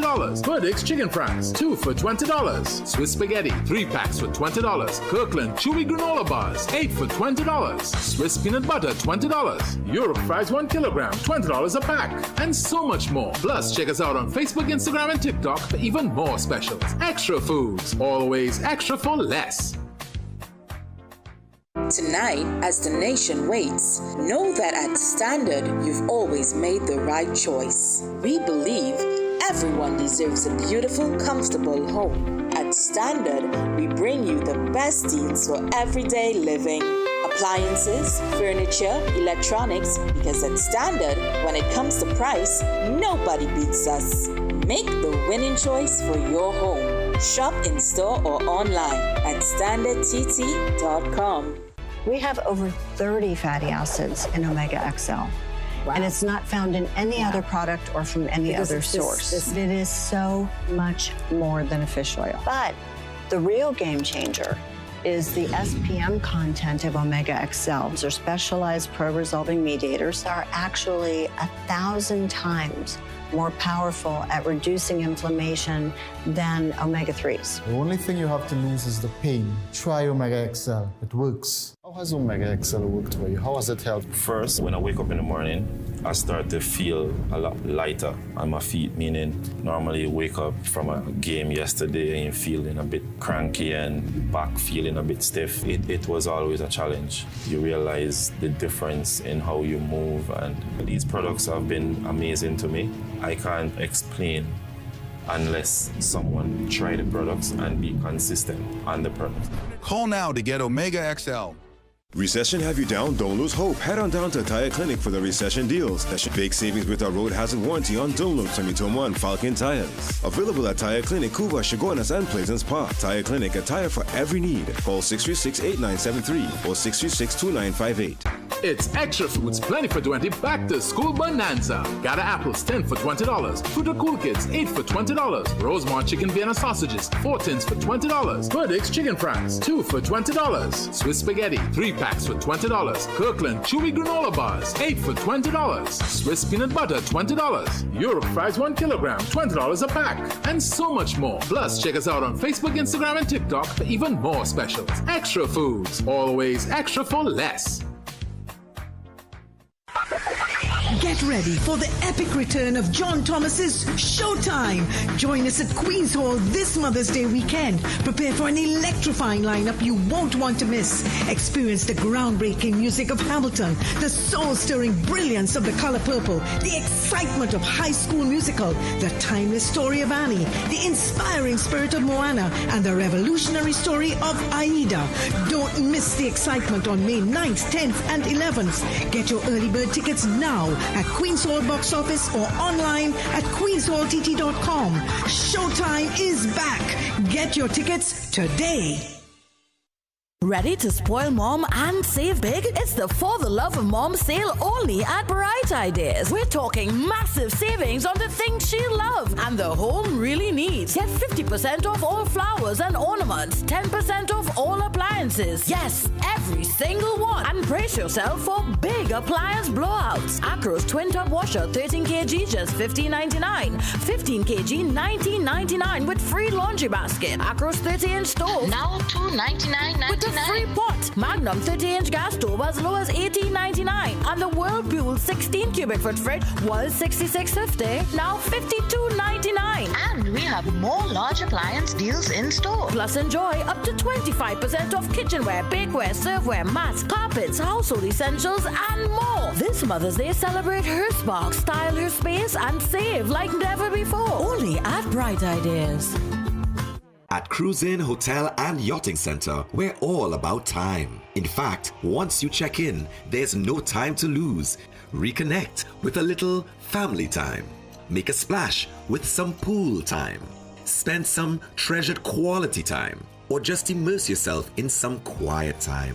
Indulge your senses at dinner time. We even have the perfect venue when it's your celebration time. So it's high time you visit Cruise Inn. Choose our day pass or call 607-4000 to make your dinner or hotel reservations or to find out more about our event spaces. Take a time out at Cruise Inn Hotel and Yachting Center. Get the best in affordable eyewear. Frames with blue filter lenses and eye exam, $399. Single vision lenses with transitions on designer frames, $799. Progressive transitions with designer frames, $1,399. Happening only at View Optical. Affordable eye care for everyone. It's Extra Foods Plenty for 20 Back to School Bonanza. Got apples 10 for $20. Fruit of Cool Kids 8 for $20. Rosemont chicken Vienna sausages 4 tins for $20. Burdick's chicken franks 2 for $20. Swiss spaghetti 3 packs for $20. Kirkland chewy granola bars 8 for $20. Swiss peanut butter $20. Europe fries 1 kilogram $20 a pack, and so much more. Plus, check us out on Facebook, Instagram, and TikTok for even more specials. Extra Foods, always extra for less. Struggling with diabetes, cholesterol, or PCOS? Berberine Plus by Aja Nutrition is here to support you. with powerful, all-natural ingredients. Available now at Pennywise and leading pharmacies nationwide. It's Extra Foods Plenty for 20 Back to School Bonanza. Gather apples 10 for $20. Fruit of Cool Kids 8 for $20. Rosemont chicken Vienna sausages 4 tins for $20. Burdick's chicken franks 2 for $20. Swiss spaghetti 3 packs for $20. Kirkland chewy granola bars 8 for $20. Swiss peanut butter $20. Europe fries 1 kilogram $20 a pack, and so much more. Plus, check us out on Facebook, Instagram, and TikTok for even more specials. Extra Foods, always extra for less. Tonight, as the nation waits, know that at Standard, you've always made the right choice. We believe everyone deserves a beautiful, comfortable home. At Standard, we bring you the best deals for everyday living. Appliances, furniture, electronics, because at Standard, when it comes to price, nobody beats us. Make the winning choice for your home. Shop in store or online at standardtt.com. It's Extra Foods Plenty for 20 Back to School Bonanza. Gather apples 10 for $20. Fruit of Cool Kids 8 for $20. Rosemont chicken Vienna sausages 4 tins for $20. Burdick's chicken franks 2 for $20. Swiss spaghetti 3 packs for $20. Kirkland chewy granola bars 8 for $20. Swiss peanut butter $20. Europe fries 1 kilogram $20 a pack, and so much more. Plus, check us out on Facebook, Instagram, and TikTok for even more specials. Extra Foods, always extra for less.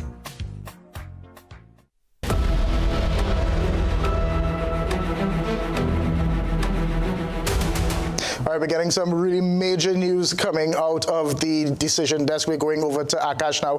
Akash, what are you hearing? What are you seeing? Big news coming out of Tobago. Let's look at the numbers first. And we are going to start with Tobago East, which we identified as a marginal. And we are seeing that David Thomas of the TPP pulling ahead. Ayanna Webster-Roy was making up some ground. David Thomas of the TPP now 2,445 votes compared to Ayanna Webster-Roy's 1,216. 220 for Watson Duke and the PDP, 17 for Jared Balfour, 14 for Wade Carruth. So a decent size lead there, but that's not the news yet. We're going to Tobago West.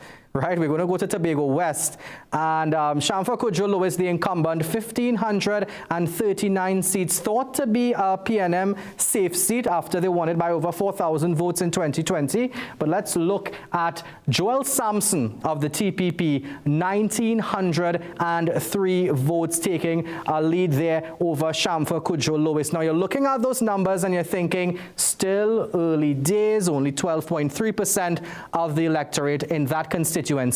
But I want to show you all some images coming out of Tobago right now. And what we're seeing here is that the TPP is getting ready to actually declare victory in both Tobago East and West. Who saw this coming? We are seeing the TPP getting ready to declare victory in those two seats, Tobago East and West, and we will be going there live very, very soon. That's a major upset. The PNM could not have afforded to lose these two seats. Let's now look at, we have some 5 seats in Tobago to look at right now. So in Trinidad, 5 seats in Trinidad, and we're going to the marginal in Tunapuna. That is proving to be a marginal here. Roger Alexander with a slim lead over Esmond Ford of just around 500 votes, 3,741 for Roger Alexander, 3,228 for the incumbent Esmond Ford. Let's not declare that one very soon. That one seems to be going down to the wire. We'll be looking at those updates as the night progresses. Very important here. Let's look at another seat in Trinidad as well. We are looking at San Fernando West. A lot of people were looking forward to San Fernando West, considered another marginal here, with Faris Al-Rawi winning it by about 1,700 votes in the last election. Right now, Michael Dowlat of the UNC has a lead over Faris Al-Rawi, the incumbent, almost double the amount of votes. Almost Michael Dowlat with 1,102 votes, Faris Al-Rawi with 565. No votes recorded for any other of the third parties there, any of the smaller parties, but we're seeing the UNC ahead in San Fernando West. The PNM held San Fernando West. Let's continue to look at what's happening in Trinidad. This is Caroni Central here. Actually, we're going to Princestown, and we see Aina Ali ahead of the PNM's Rocklin Mohammed by about a little under 5,000 votes. Sasha Mangru with 281. Princestown, more or less a UNC safe seat, so no surprises there. And maybe we can do one more here in Trinidad, and we are looking at Oropouche West. Lakram Bodo moving from Faizabad to Oropouche West. Lakram Bodo comfortably winning there for the UNC over the PNM's Sean Dubé 646, and the Patriotic Front's Alicia Mohammed getting 79. Now, we haven't shown you all this for the night yet, but let's look at the constituency map. Now, remember the caveat I told you all, we are not getting information coming out of Balize House. You would have seen the update from Derice Polo. It seems a bit downtrodden on that side right now. She is saying none of the MPs or any of the senior party members are being seen outside right now. And our spirits are a bit low, she said, on that end there. We're not getting the information. This is how the map is looking right now. Of course, people, if you're looking at this, don't think the UNC is going to sweep the entire country. I'm pretty sure those PNM safe seats such as Laventil, Diego Martin, such as Port of Spain are going to be filled in with red very soon. So that's how it's looking right now. It's not absolutely not gospel. This is just the information that's coming in right now. So these are the UNC seats that have been, that they are leading in front right now. And we do understand, Kijan, we do understand that Saddam Hussein, the incumbent MP for Barataria San Juan, the second most marginal seat coming into this election, we understand that he's put the word out to the media, come on down to El Socorro in his office. He's about to declare that seat as well for the United National Congress. All right, Akash, I just want to make a quick update that we're getting from Elizabeth in Tobago, that they are now saying that it's not that they want to declare Tobago East and West. They're walking it back a little bit and saying that they are confident that they are going to win Tobago East and West. So not a full declaration just yet. And I think that that's what Dr. Winford James had exclaimed a short while ago, saying that too soon to call. I'll let you take it over here, Dr. James. Yeah. Indeed, it's too early to call. When you look at the percentage of votes cast, they are in the 20s, the highest percentages in the 20s, I believe. And you have percentages like 9 point something. You can't declare a seat on those numbers, even though you might be confident that the trends suggest that you are going to win. But people like us who have been to... It's not our first rodeo. Exactly. So it seems to me that we'll have to be a little more patient, especially the people in the TPP, because you might have egg on your face. That can turn out to be the situation as well. So we don't have enough votes as a basis to declare any seat, it seems to me, in Tobago just yet, even though it's hopeful for the TPP. But we like to have the PNM talk. Well, that's what I was about to say. One of the issues we are having is that we aren't hearing from the PNM. We're not getting those typical safe seats of the PNM, the Port of Spain's, Laventils, the Prime Minister's seat. We haven't heard anything on that, the Diego Martins. So we're going to keep an eye on that. I am told that we're standing by for a statement from Balize House, but we don't have that just yet. But we do understand that Gary Griffith is about to concede the first full concession of the night. Good evening to members of the media. All right, we're having some issues out of the NTA headquarters there, but what we do understand is that Gary Griffith is ready to concede. Once we get that video, we will bring it to you. And Dr. Brown, I want you to chime in here. You said not your first rodeo. So what are you thinking? Well, again, I want to agree with Dr. James. It's too early to call the election, and I think in most of the marginals, we're seeing a steady stream of results now, but there's nothing conclusive. But trends have meaning, as the pollsters would say. So it would be foolhardy of us to sit here and see a trend emerging and just chalk it up to, well, it depends on which polling division. I think there are trends that would be of some concern that have emerged, But let's wait and see. What I can tell you about the PNM, you may not be hearing much from Balize House at the moment, but we are a mature political organization and will speak. You will hear the official voice of the party in due course as results come in. What is happening now is many of the supporters are in their constituencies, monitoring, ensuring that they take care of whom, and then would move to Balize House eventually. Depending on how the results, it would determine the speed of that movement and the mood of that movement. And we have Gary Griffith now on that video that we promised you earlier.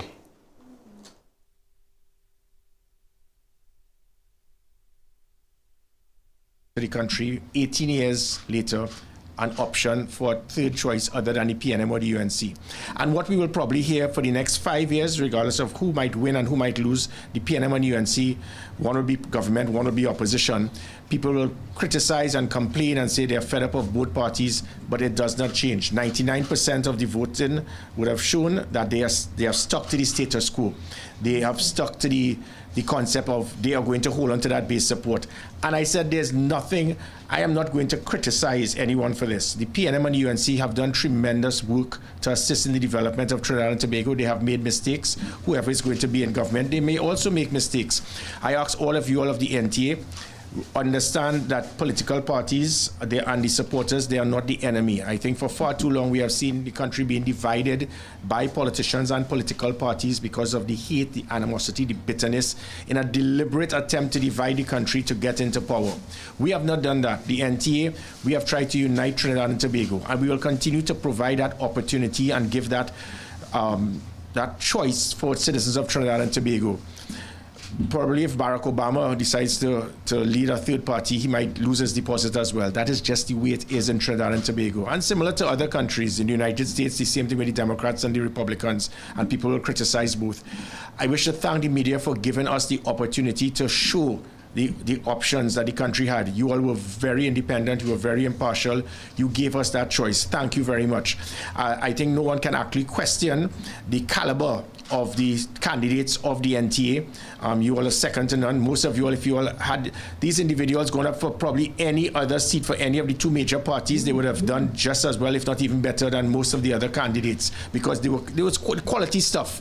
The manifesto that we had, if you all could go on to ChatGPT, you have seen when what the layout we had of everything was, again, second to none. So we had the policies, we had the plans, we had the principles, we had the political will, but we just did not have that opportunity for citizens to break away from that PNM or UNC till they die. And it happens. And sometimes it is because of that fear factor that if I want a third choice, but if I vote for that third choice, it will be seen as splitting of the votes. It may cause the other side to get in. And sometimes the hate and fear of that other choice, that other party, may cause persons to go back to the status quo. And that is fine. I hope whoever gets in government, that you do well. It is our job as citizens of this great country. All right, so we got to have our first concession of the night, Gary Griffith and the NTA. We also have the PNM. We're standing by. We heard Laurel Lizama was at the podium, but she stepped down. So we're not sure what's coming out of the PNM headquarters just yet. No sign of the Prime Minister either. We're looking at the live pictures there of the podium at Balize House. We're waiting for that. We're going to keep it. We're going to keep that up until we get that announcement. Dr. Sajawan, you've been itching. There have been thoughts coming out of you over the past couple of minutes. Yeah, well, I mean, I think Gary, the writing was on the wall from the day one, from the get-go, and it is what it is in the politics of Trinidad and Tobago. We were talking more in terms of the campaign, and we talked about the PNM. But I think that's an important thing we're missing is that a consideration is that the election was called because there was an expectation that the UNC was totally in disarray and was not ready. And it even seemed so for quite a while. I mean, it took the party quite a long time to announce its candidates. But by God, when they got started, you know, they took off at a level and that we have not really seen. Barry Padarath told Akash just this week, he said the illusion, they tried to give the illusion that they weren't ready. And one of the other things they did is to use Barry Padarath's word, they didn't UNC themselves. They stuck to the message, everyone just went down. They did but can you govern by prompter? You can stick to a message for a campaign, but can you govern by that? But the objective was to win an election, right? And we will see at the end of tonight, we will see if sticking to that messaging and the prompter did in fact do the job. Of course, as analysts, we have to be concerned about, you know, promises and the real. All right, we have Laura Lizama at the PNM headquarters, Balisi House.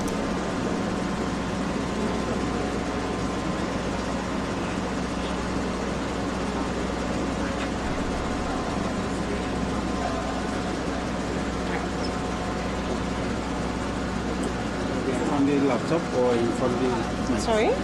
I'll be here. I'll be right here. We'll come back in the meet. Oh, wait, is she ready? Yeah. We'll stay with it. We'll stay with it. We'll stay there until Miss Lizama is ready to start. We realize that she's looking like she's just waiting for a cue from someone, and we'll just stand by and wait until she does that. So we are looking at live pictures from Balize House. That is Laura Lizama. She's the former PRO of the PNM. That's now the position held by Faris Al-Rawi in the last internal election. But Laura Lizama has kind of been taking over the reins in that regard. She would have contested the. Is she speaking? All right, we'll stand by. She would have contested in 2010 the Arima seat. That did not work out so well for her, but she still remains loyal to the party as they do. We're going to keep. Hold on, no. There we go. Gentlemen of the media, thank you all so very much for joining. I just have a very brief update for you. The time is now 9:40 p.m. As you are aware, the polls closed at 6 p.m. with some lines being long and therefore voting actually not stopping until after 6:30 p.m. Our numbers have been very, very slow in coming in. Similarly, with the EBC's website, the updates coming from the EBC has also been very slow. In our system, we have very preliminary numbers here so far. And we are not in a position to declare any seats whatsoever. We are in the lead in a number of seats. However, in 20 minutes' time, our political leader and members of our leadership will come and address you and answer all questions that you may have. So at 10 p.m., you can look forward to members of our leadership coming out here this evening to speak with you further. If you have any preliminary questions that I may be able to answer, I will be very happy to do so, but our leadership will come and give you answers at 10 p.m. Mr. Brown. Yes? So, for instance, Arima, which is a traditional PNM stronghold, in our preliminary numbers here, we have 669 votes. And we can't declare a seat on 669 votes. The other parties have 69 votes, for instance. So we will not be able to declare that seat because we anticipate there will probably be 10,000 more votes to come forward here to be cast. So.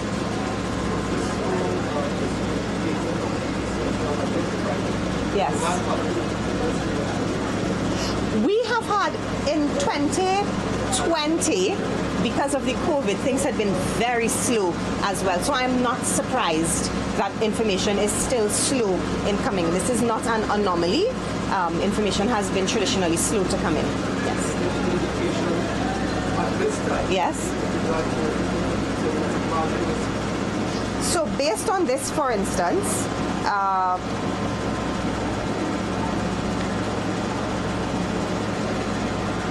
for instance, in Moruga, Tabelon, the two numbers, one party has 3,600, one party has 3,800. So we can't make any declaration on that. But as I said, it's very early still. Our numbers are coming in. We are also monitoring the EBC site to compare with the numbers that are coming in from our respective agents. But at 10 o'clock, the leadership of the party will address all of you. Yes? Okay? Thank you all so very, very much. All right, that's Laura Lizama just giving a statement to say that a statement is coming. Akash, over to you. Thanks very much, Kijan. So we have some more updates there, and now we can understand a little more why we are not getting information coming out from Balize House. And I'd like to take you all to Faizabad right now. Dave Tanku there of the UNC moving across from that Uruput seat now to Faizabad, swapping places with Dr. Lakram Bodo, and he has a slim advantage here right now in Faizabad, 694 votes to Karen Khan's 425, and there are 38 votes for Naomi Gopi Singh of the Patriotic Front. Let's take a look at another seat in Trinidad here, and this is a big one. This is one that a lot of people were waiting to see here. This is La Hoquita Talparo, a very marginal seat, maybe the fifth most marginal coming into this election, one that the UNC targeted early, one that they desperately wanted. They introduced Philip Watts, the selected candidate Philip Watts, who was the constituency chairman for Foster Cummings. So he was actually a PNM, and he came across to the UNC. He knows the area very well. He knows Foster Cummings very well. He knows the constituency and the behavior and culture of the people very well. And he has a lead right now in La Hoquita Talparo, 6,796 votes compared to Foster Cummings, 4,753, and no votes recorded for the NTA and the Patriotic Front. This is definitely one of the big showdowns tonight, La Hoquita Talparo. Let's take a look at maybe a couple more before we go back to Kishan. We have Caroni Central here, David Lee, moving across from that Claxton Bay, formerly Pointe-a-Pierre seat, which is considered a marginal. Kamla Prasad-Bissessar telling her deputy leader, here, take a safe seat. So he's gone to Caroni Central at the expense of Anil Ram, 6,184 votes for David Lee, 966 for Adam Hussain, and 322 for Andrew Hussain. Now, I want to go to the Whitehall set right now. I want to show you all our walk to Whitehall because, as I said, Laura Lizama Leasing just now telling us that information coming in, very preliminary. The numbers too small to call that seat there. But I want to show you all right now how that walk to Whitehall is looking. As we told you, when a seat is declared or a party is in front, that takes you closer to the promised land, closer to Whitehall along Maraval Road. And as we said, 21 steps usually get you there. So we want to show you all how that is looking, and that is shaping up right now. We saw the constituency map earlier. We saw a lot of yellow. We saw Tobago covered in blue, and yeah. All right, we'll go to Whitehall in a bit. Let's let those numbers come in. Of course, we have the PNM leadership to address us at 10 o'clock. Will it be a concession? We don't know. But let's go back to Kishan in the meanwhile while we build the numbers here for that Whitehall. All right, thanks, Akash. Now, one of the things that we were hearing is this talk about the EBC and the slow counts. We have a lot to discuss about the EBC because the UNC has spent a lot of time railing against them, years, several elections. And now, so what happens now? Is the EBC all of a sudden the greatest entity in the country? How do they respond to a state entity or an independent entity that they've railed against all day today, actually, about 14 or 15 letters complaining about long lines? And if things are in their favor today, we want to know, like, well, how will that work? What is the future of the EBC if it does go that way? So I want to start to put that question to Professor Ghani. How does the UNC take these numbers in all of the time that they've gone against the EBC? The EBC is the worst. They are big PNM. What happened here tonight if they take this? Well, as the voters, not the EBC. The EBC is simply process. And if there are complaints about process, you speak up. You don't stay silent and take it. But the UNC has gone as far as to call the EBC a PNM. Yes. It's a PNM. Like this, his brother is a this and a that. They went as far as to try to undermine the integrity of the election. what happens from... Well, that was part of the whole idea of having foreign observers. But what the voters do in the privacy of the ballot box and the allegations against the EBC are two completely different things. So it is a straight case. If you lose... You know, regardless of, before the election, if you have complaints, you need to open your mouth and say something. But whether how would the result is different at the end of the day is not a function of the EBC, but a function of the voters. You arguing logic. I arguing what the UNC is saying. We cannot, if we keep arguing logic. You know that is logical, that is how the EBC operates. That is not what the UNC has been saying for the last 10, 15 years. Kijan, I've been paying attention to the UNC thread on the EBC, in part because the Ministry of Foreign and CARICOM Affairs has been serving as the interface in bringing the international observers from the Commonwealth and CARICOM. And Professor Ghani is either being very diplomatic or quite charitable, because it is clear to many of us that the UNC was preparing a sort of contingency. This time it was quite systematic across the board, where you would have these complaints and a general rhetoric that there's something wrong with our EBC. Yeah. I don't think you'll hear much of that from them, given the results that they've been sharing. But the fact of the matter is the EBC has stood tall and has acted from all independent accounts quite well throughout our history. So there were even questions about the leadership of the Elections and Boundaries Commission. I have to dispute that because I remember very well. I remember very well 25 years ago, the EBC was regarded as being a problem by the PNM on the grounds that there was voter padding and allegations of voter padding when Mr. Panday won the 2000 general election. So and when the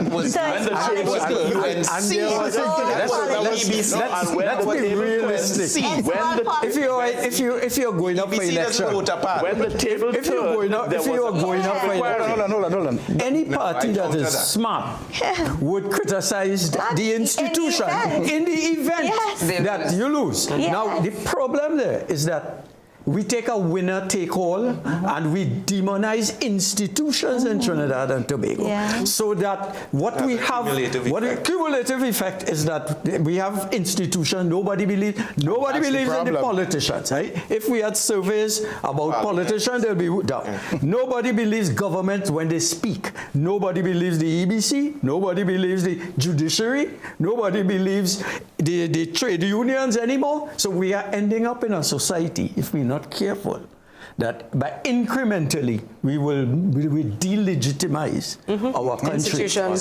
And when it happens, and ourselves, and the mere fact that you call for foreigners, and when you say the CARICOM, they say, no, it's not the CARICOM, they're not good. They're not good.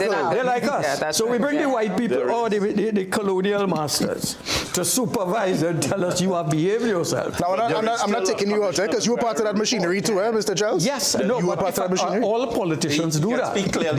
But the end product... There's a Commission of Inquiry report into the EBC that was done in 2002. So I'm not speaking about something that has not been. Go back and read it and see where all of the allegations, there's nothing new. It's nothing new that is being talked about. We talked about ancestral voting, where people were registered, voter padding, all of these things. Allegations against the EBC in the year 2000 when Mr. Oswald Wilson was chairman of the EBC, right? And now we have the... So the other point is, things have changed. There are nothing much has political changed. Parties involved in this 2025 general election process. We would be naive not to conclude that from one political party there was a strategy of focus on the integrity of the EBC. So maybe that is what ensured we can. I knew that would be the argument. That's a good point. I knew that would be the argument. Let's toss it over to Akash. Akash has been dying to give us some numbers. Hold on. Akash has been dying to give us some numbers. We need elections are about numbers. Akash, what do you have for us? Thank you very much, Keyshawn. Welcome back to Maraval Road. Now, as I promised you all before, let's look at this walk to Whitehall, the way to Whitehall here. Remember, we said 21 steps get you there, and we have to look at right now how the UNC and the PNM are shaping up. Now, we're seeing 17. Now, remember what Laura Lazama-Leasing said when she spoke at the podium just now. The PNM is not getting much figures in right now. They're not getting it in a timely manner right now. So that's why it's looking this way right now. This isn't the overall picture, people. Not at all. So we're seeing the UNC ahead in 17. Some of those constituencies, they have declared victory in. If you're wondering what this one seat is for the PNM, that is San Fernando East. We understand that the PNM has declared victory in San Fernando East. That's Brian Manning winning over Mr. Ali Bokas of the UNC. So 17-1, again, don't take it for gospel. This is the information that's coming in right now. We said when they get to 21, the political leader of that party will have an office here at Whitehall. I think when Kamla Prasad-Bissessar was Prime Minister during that People's Partnership era, I don't think she had an office here. I think her office was in St. Clair. This building was under renovation. Maybe that changes. Tonight, we're going to take a quick commercial break. We are just minutes away from the PNM making that statement on the podium. From the PNM leadership, we are waiting with bated breath. Let's take a quick break. When we come back very soon, we'll be going to Bally's House.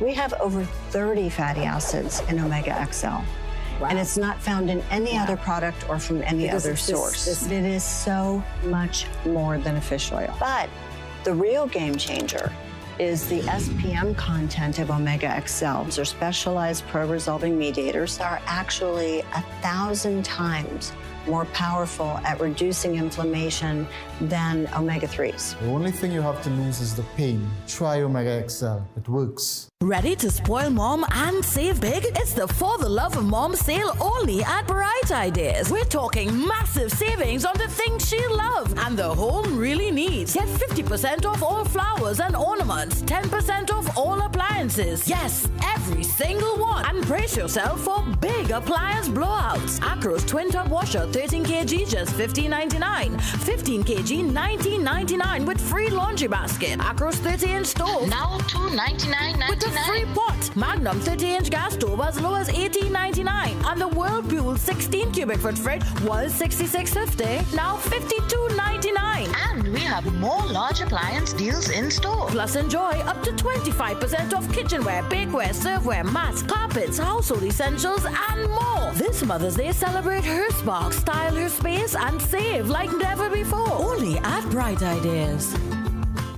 Do you also find putting on shoes awkward? Do it like me. Put them on easily without using your hands. It's like an invisible shoehorn helping you step right into the shoe. You don't even have to bend down. Just slide your foot in and you're done. Try it. Skechers Slip. Hands free. Visit Tire Clinic Marketing, New Truck and OTR Tire Service Center at number 30 and 32 Montrose Main Road, Chagonas. Call today at 665-8973 or 672-3419. Alignment services available. Tire Clinic Marketing, Truck and OTR Service Center. A tire for every need. Life is full of beautiful moments.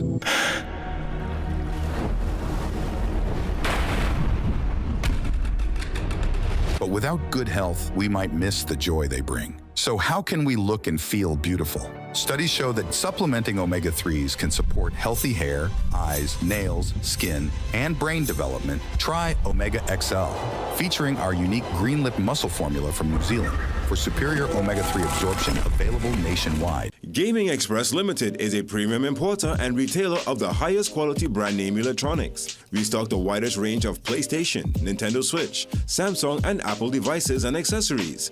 Visit us at Shop 52, Level 2, Gulf City Mall in San Fernando, or contact us by phone or WhatsApp message at 687-7480 or 301-9797 or 798-1280. Like our Facebook and Instagram pages for updates on products and services. Get the best in affordable eyewear. Frames with blue filter lenses and eye exam, $399. Single vision lenses with transitions on designer frames, $799. Progressive transitions with designer frames, $1,399. Happening only at View Optical. Affordable eye care for everyone. It's the difference for me from limping to just walking like normal without pain. I've also been to doctors who told me that they don't really see the connection. Now, while they may have a medical background and they may have reasons for saying so, my reason is a personal reason. And when I was not in pain, that was reason enough for me to continue using Omega XL. It's Extra Foods Plenty for 20 Back to School Bonanza. Gotta apples 10 for $20. Fruit or Cool Kids 8 for $20. Rosemont chicken Vienna sausages 4 tins for $20. Burdick's chicken franks 2 for $20. Swiss spaghetti 3 packs for $20. Kirkland chewy granola bars 8 for $20. Swiss peanut butter $20. Europe fries 1 kilogram $20 a pack. And so much more. Plus check us out on Facebook, Instagram, and TikTok for even more specials. Extra Foods, always extra for less.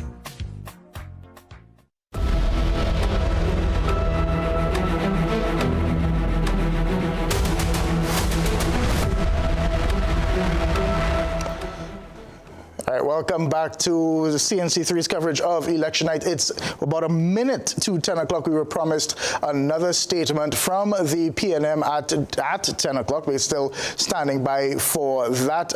I think if we remember 2020 election, by 10 o'clock, Dr. Rowley had stepped out and pretty much declared victory for the PNM. Don't think we're going to see that tonight. We're also standing by for a live with Saddam Hussein, who wants to, I think, declare his seat, is what we understand as well. So that's the Barataria San Juan seat. Once called a marginal, but I think it's pretty safely in UNC hands now. And we're also going to keep an eye on Tobago. We had that declaration, then not declaration earlier in the night. So a lot still happening. We still are not getting those numbers coming out of the PNM. So that would be the East-West corridor. We're not hearing the Port of Spain seats, Diego Martin seats, Laventil. A lot that we're not hearing. We're not hearing Point Fortin. We're not hearing La Brea, where the UNC, the coalition of interest, would have put up 2 Labour representatives in the election. So it might not be one of those early nights, so put on your pot of coffee. We might be here for a while. Tell your boss you're coming in late tomorrow because you were all up all night watching CNC3's coverage. But I want to pick up the conversation where we left off on a little bit of Labour and what the economy would look like for the next government, whoever that may be. Dr. Atz has had a lot of thoughts on that, and I let you take it from here. Thanks, Kijan. Well, let's start with the manifestos, and that's where I'm going to distill my information from, and well, my perspectives. I will inform my perspectives.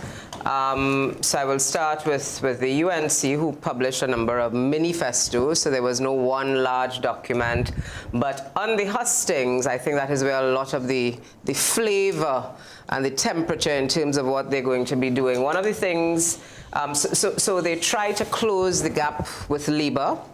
We saw the president of the Public Services Association being one of their keynote speakers and essentially rising to the occasion in terms of, you know, kind of coalescing support from the Labour for the United National Congress. And of course, the question, the magic number, 10% to public sector workers moving forward. And it would have been reported because, you know, economists would have been contacted on what our thoughts were on that 10%. And we did say, and, you know, these things are done independently, so it's all of us said the same thing, that we wanted to manage expectations because a 10% budget increase, while we understand that there is a lot of pressure in the society, that sort of comfort provided to workers could cost upwards of $1 billion additionally in recurrent expenditure. And you're coming into a season, I think the population appreciates that the energy sector, which is the main driver of our economy, has, you know, seen better days,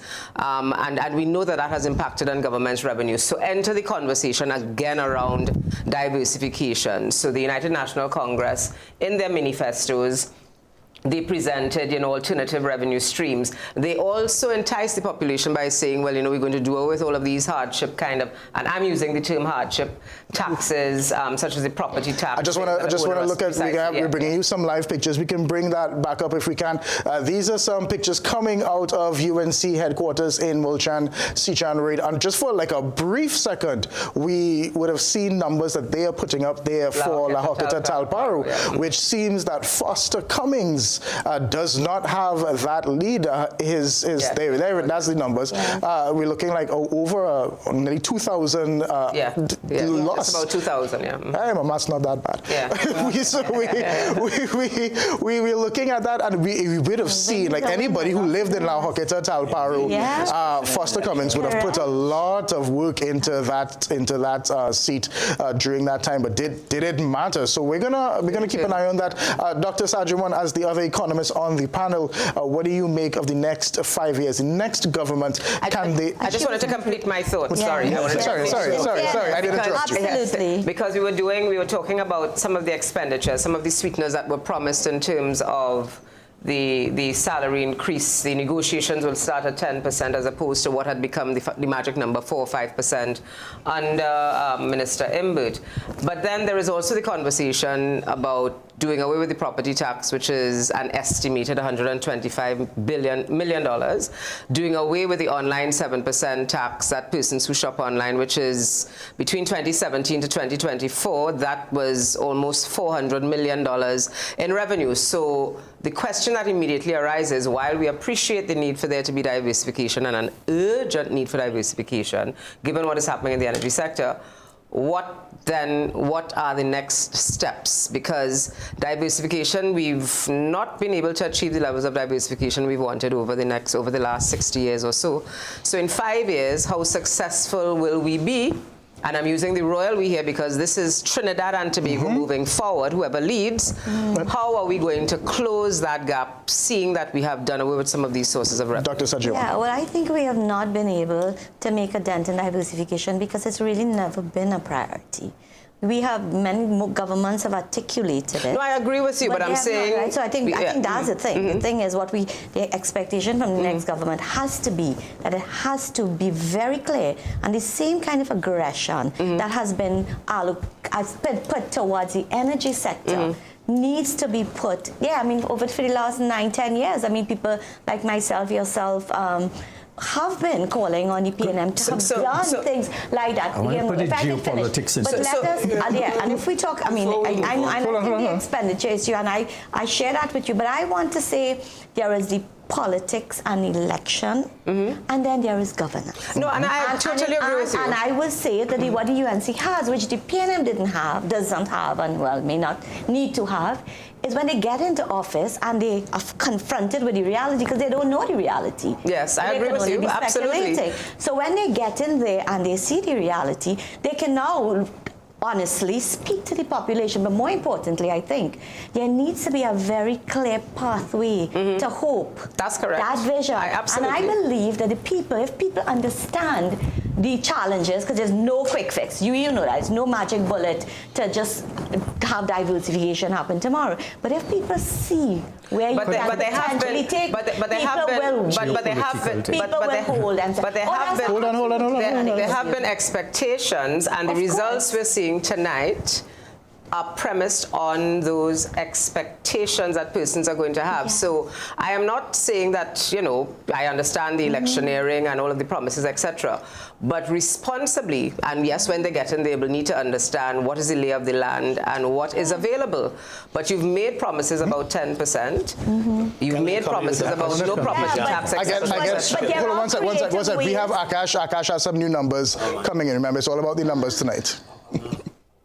Yeah, let's talk about 7 seats. Let's start with one in Tobago, the Tobago West seat. We see Shamfa Kudjo-Lewis there, the incumbent, 2,068 votes. On this side, Joel Sampson of the TPP, 2,543 votes right now. He has a margin of around 500 votes right now over the incumbent, Shamfa Kudjo-Lewis. And I want to remind you all, it's a seat that the PNM actually won by about 4,000 votes in 2020 there. Let's just take a quick look at the PDP. Curtis Douglas, who is also the president of the All Tobago Fisherfolk Association, getting 81 votes there. We saw the TPP give us a bit of a setup just now. We heard that they were about to declare, and then they were hopeful that they will declare. Right now, I think it's still anyone's game there in Tobago West. Just 4,742 votes accounted for there. Let's go over now to Trinidad, and we're going to look at least 6 seats in Trinidad here. A lot of people looking forward to updates from Tunapuna right now. Roger Alexander, the challenger from the UNC versus the incumbent Esmond Ford. Roger Alexander still maintaining a lead. He's been maintaining a lead for the entire night. 6,698 votes, 5,762 for Esmond Ford.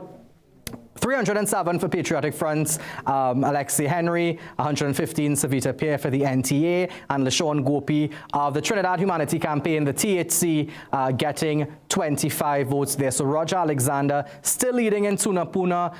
This seat is considered marginal and still very marginal right now. You'll be a fool to declare this seat for any particular party right now. Let's take a look at another seat here in Trinidad, and we are going to San Fernando East. We understand that the PNM has declared victory in San Fernando East. Now, you're probably looking at that and you're saying that margin is a bit too close, but that, really lets you know when they say every vote counts. I guess you could look at this and see that. Brian Manning, the incumbent, 4,962. John Michael Ali Bokas, a councillor for the UNC in San Fernando, challenging him, just short 4,404. And we told you, as we understand, the PNM is declaring this seat that they've retained, San Fernando East. Let's continue to look at the 39 constituencies in Trinidad. Saddam Hussein, we understand Saddam Hussein has declared victory in Barataria, San Juan, 7,122. He may very well have extended the margin. We went into this election with Barataria, San Juan being the second most marginal seat as it related to 2020 figures. 2025 onwards, and Kijan said it just now, the UNC has won Barataria, San Juan so many consecutive times now. It's moving from a marginal to almost a safe seat. We'll see, not a safe seat, but at least a UNC seat now. It's getting less and less marginal. Let's continue to look at the constituencies in Trinidad. Dave Tanku, Faizabad, extending his lead against Karen Khan, a very handsome lead. They have about 5,000 votes, 8,841, compared to Karen Khan's 3,270. I want to go to Aruka Lupino soon because we haven't had a look at Aruka Lupino, and there was an interesting dynamic in Aruka Lupino because remember the Jack Warner, formerly of the ILP, thrown his support behind the UNC's candidate, and we understand that she is still trailing in that constituency, not by much, but she is still behind the incumbent Marvin Gonzalez there in Lupino, well, former Lupino Borneo West, now Aruka Lupino. But we want to take you to Kamla Prasad-Bissessar right now. She's in some really good spirits right now. But before we do that again, Claxton Bay. Claxton Bay, we have Hanson Narayan Singh. Claxton Bay considered by some marginal, formerly the Pointe-a-Pierre seat, 9,209 votes to Hanson Narayan Singh. That seat belonged to David Lee, and he was moved to Caroni. And Mukesh Ram Singh, 4,602. They may very well declare that seat right now if they haven't done so already. So I believe we have Kamla Prasad-Bissessar. Let's hear from the UNC's political leader.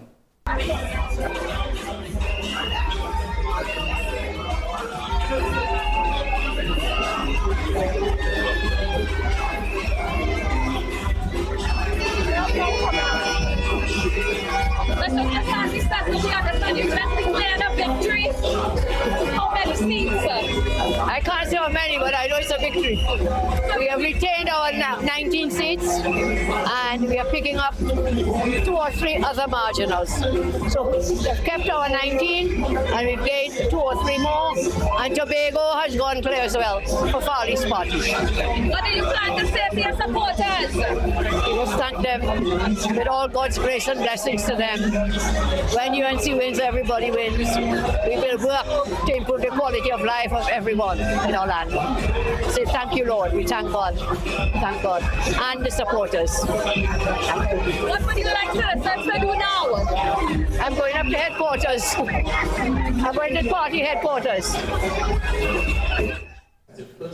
Now, Kijan, again, we've covered a lot of elections. This is symbolic here. Traditionally, Kamla Prasad-Bissessar does not leave Superior that early to go to UNC headquarters. That's right. Unless she is very positive that tonight the UNC will win this election. Listen, some inside baseball. The reason why we put somebody in Superior was because for a few times we've been left wanting, waiting in UNC headquarters for her there. So, and as Dr. James would have just said, she seems very happy. Dr. James, I give you the next word. Yeah, she's definitely happy. And she has not won elections in how many cycles, Dr. Ghani?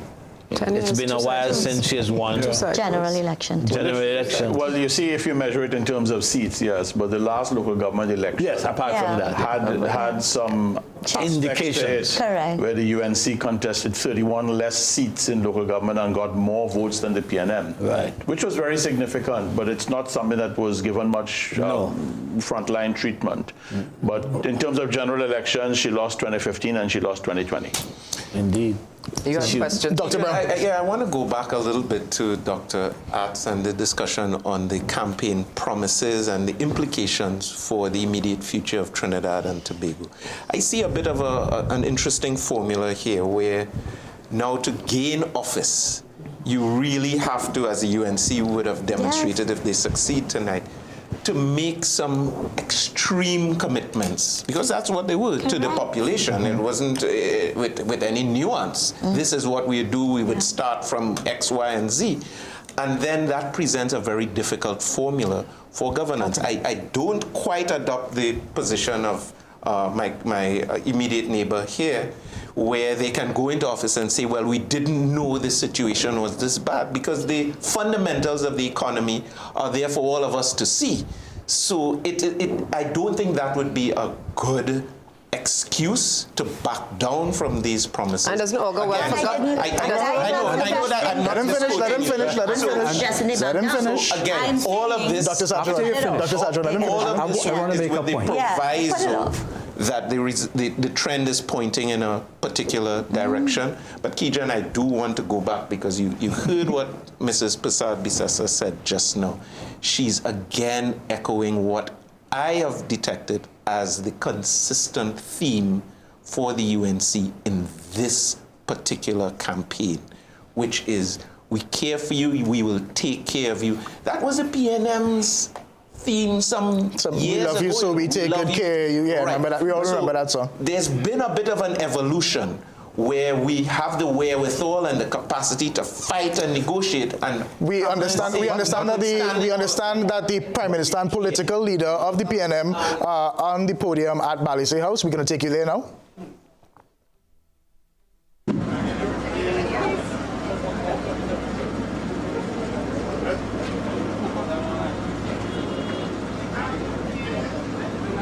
Still talking there. It says. You all ready? Yeah. Okay, very good night to you, ladies and gentlemen. I am here at Balisay House with my colleagues, Chairman of the party, Stuart Young, Prime Minister of Trinidad and Tobago. I have on my left Deputy Political Leader, Ranson Onan, who was the campaign manager. And I have here the Mayor of Port of Spain, Alderman Chinua Alin. Tonight is not a good night for the PNM, but it might be a good night for Trinidad and Tobago. From all reports, we have conducted an election. Things have gone very well with the processes. The results are coming in now. And from what we have coming into Balisay House, it is clear at this time that we have lost the election. So this press conference is what we do. We've done it before, conceding defeat on election night, but tomorrow is a new day. We've had to concede on the night of December 1986. We conceded in 1995.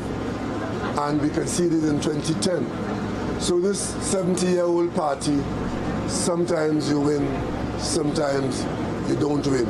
Tonight is one of those nights where, surprisingly, we have not done very well in the general election. But as we know how to do it, from tomorrow, the PNM will begin to prepare itself for the next call within the next 60 months. We wish all the winners well, because our country is now in their hands. From the reports that we have in our hand, it appears as though if the trends hold, the PNM will end up with an opposition in the order of 10 or 12 seats. But we've come back from 1 seat, we've come back from 3 seats, so 10 or 12 seats don't count us out.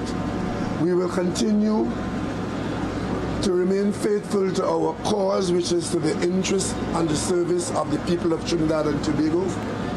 The elections are over, changes will be made, promises to be kept, reviews to be done, rejuvenation to be had. One thing we're happy about is that the PNM will move expeditiously towards its new status as the opposition. The General Council will meet on Wednesday and will direct the elected members of the House as to who should be supported for the position of opposition leader. That is a position that we have held before, and even from there, we provide yeoman service to the people of Trinidad and Tobago. I, as political leader, Prime Minister of recent vintage, but I still remain political leader, I did at an earlier time say to you, the media, that I've met with the general leadership of the party and indicate to them that I would not want to continue beyond the end of this year as political leader, and would, at their advice, vacate the post as soon as they would like me to, so as to facilitate the requisite convention. We will do that and will conduct our party business with dispatch, with honor, and with gusto in the coming weeks and months. So tonight, I simply want to say that we have kept the faith, we've run the course, and we still have some more running to do. If you have any questions to any of the three of us, we will take a few questions now, and we will go off to our new status. Yes, Joel? Speak loudly because we got a generator there.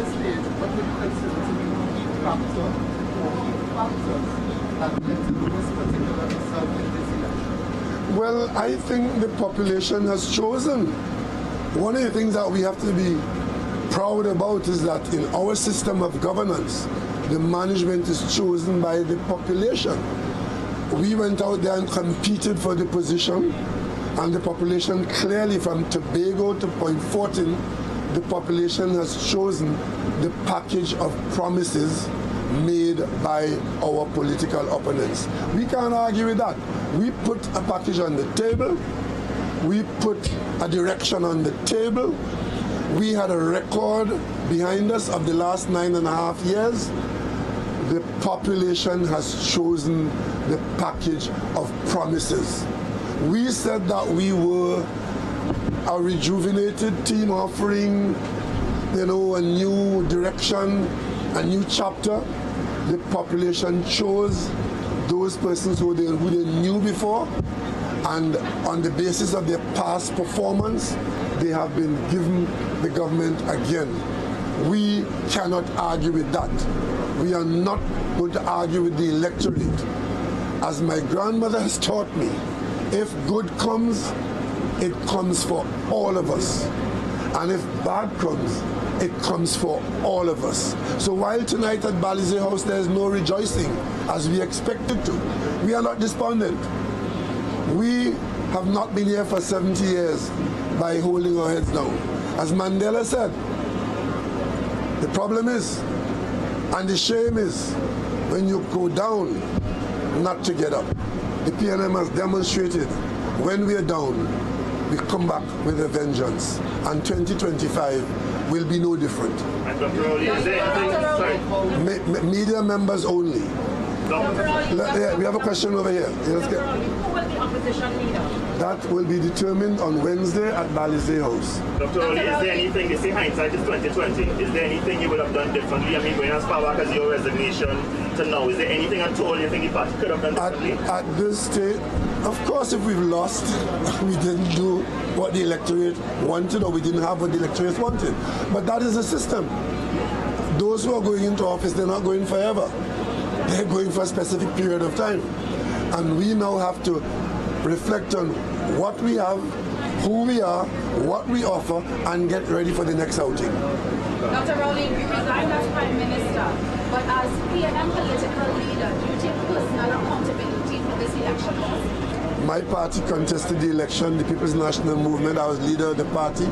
I was involved, and the political leader is still the leader of the party. And if you want to put all the blame on my shoulder, we're not in the blaming business here. We are in the rebuilding business. Do you think the way in which if you have changed the Prime Ministership from yourself to Mr. Young in any way was a factor in terms of voters, especially members of your party? Well, if you looked at what happened in Tunapuna on Saturday, you would have seen the PLM membership in their thousands supporting the position. The electorate is not the PLM membership. The electorate is much larger than the PLM membership. The turnout has not been a very high one, but of course, there are issues. Each person who votes have a reason, and I don't think there are very many votes cast based on the fact that I resigned, because the resignation became history. We're looking forward. The PNM spoke about the future. The electorate was offered a package from the past, and we are now expecting that delivery starting from tomorrow.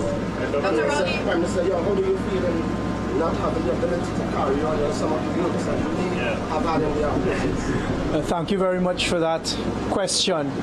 The answer is obviously a bit disappointed. We have put forward what I believe was a very good proposal to the population.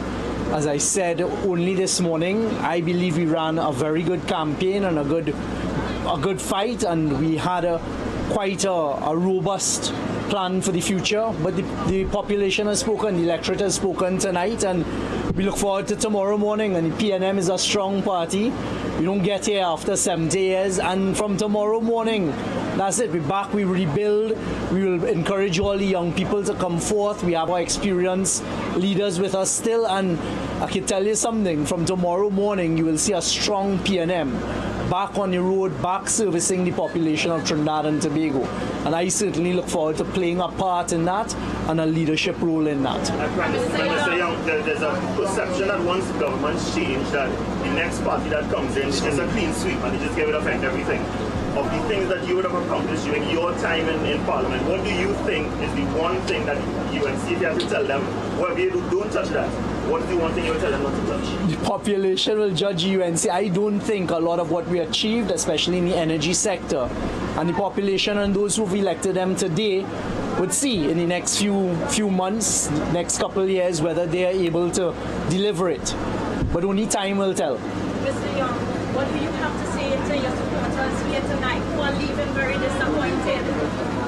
Disappointment is part of life. Don't be despondent. You still have a young person, not only young in name, and a person continues to be more than willing, ready and able to continue fighting for Trinidad and Tobago. I have won my seat, so I will still be there in Parliament, and believe you me, Trinidad and Tobago, despite tonight, I will fight for Trinidad and Tobago, and this party will fight for Trinidad and Tobago.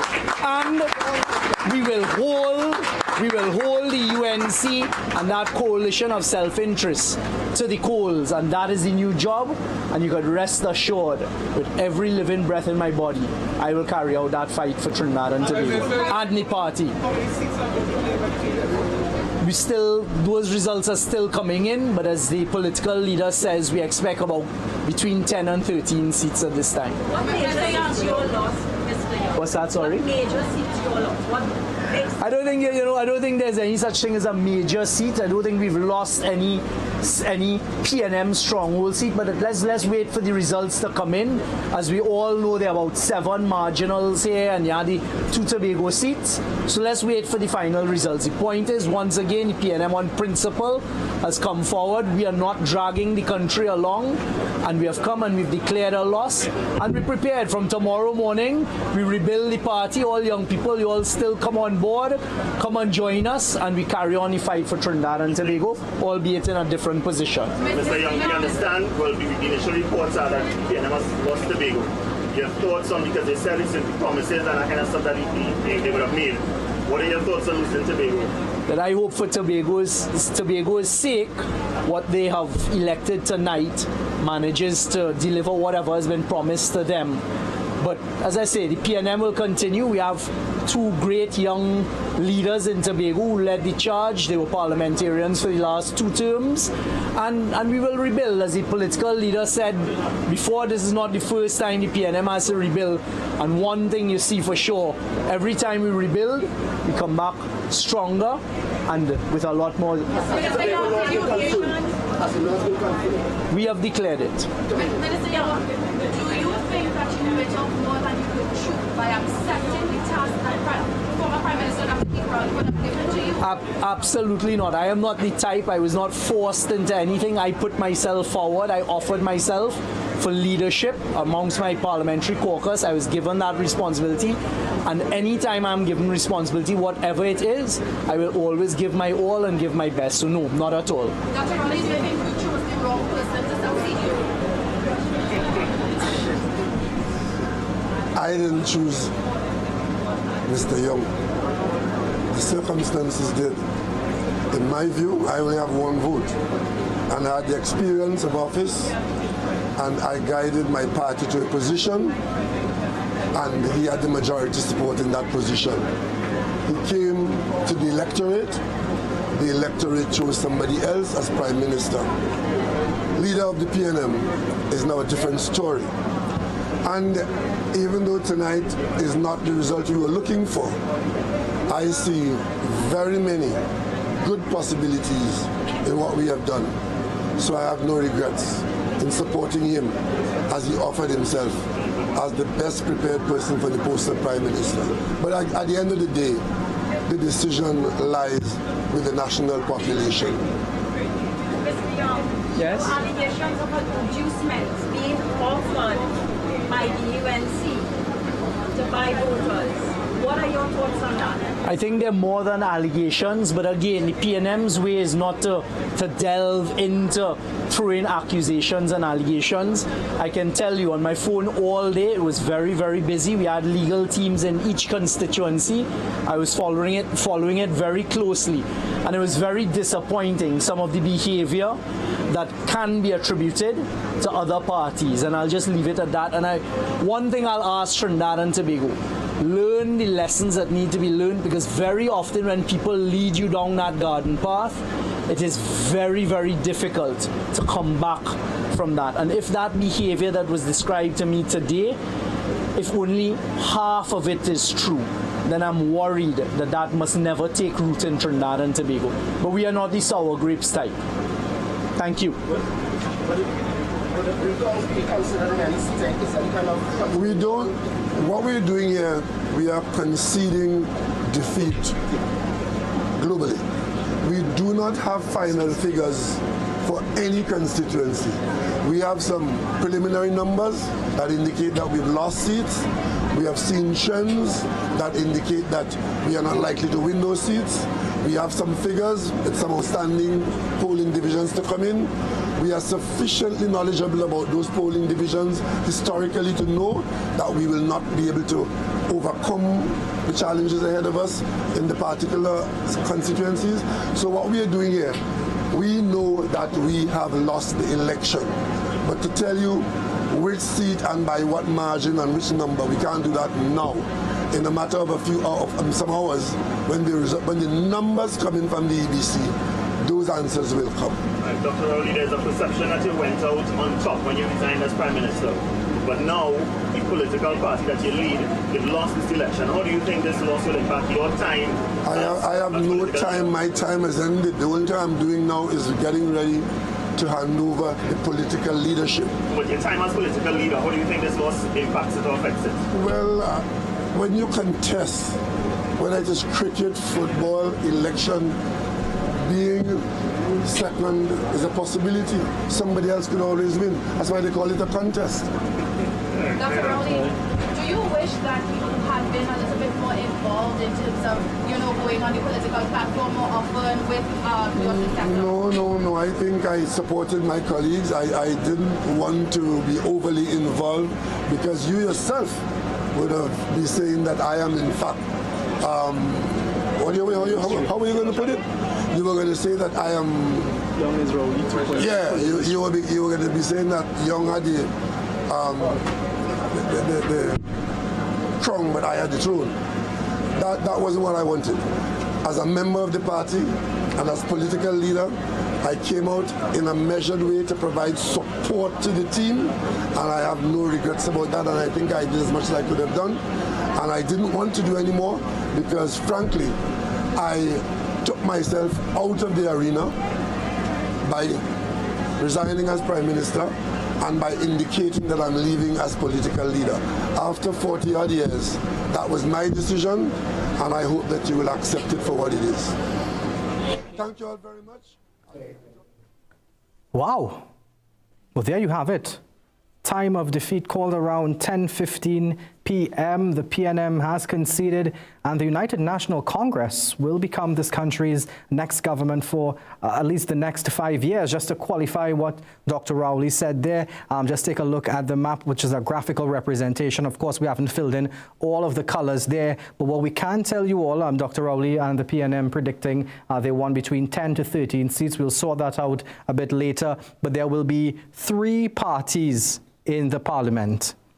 The next parliamentary term, there will be 3 parties in the parliament. That hasn't happened for a little while. But speaking with UNC people on the ground and part of the UNC executive and their campaign team, they would have told you that they were actually expecting what they called a national sweep. Whenever you spoke with them, they'll say, off record, we're expecting a national sweep. And that seems to have happened here. When we went to the UNC rallies, we felt the reporters, all of us would talk about it in the newsroom, where we felt a different sort of energy on the ground, and right now we can see what's happening at the UNC headquarters. But you felt a bit of a renewed energy in the UNC, and they'll be taking over the country now, and I hope their slogan was, when they win, everyone will win. We'll be holding them to that, If everybody doesn't win, they'll have to hear from us. But a lot of questions now to be answered. Who will become the political leader of the PNM? Who will be the opposition leader? And did Dr. Rowley make a huge blunder with the way he handled the handing over of that Prime Minister title over in Tobago and the controversy that came out of that? Of course, our analysts will speak to that a bit when we come back. Don't forget Kamla Prasad-Bissessar at UNC headquarters along Mulchan-Siuchan Road. She left Siparia a little while ago. We anticipate what will be her victory speech in a little bit, but stay with us, folks.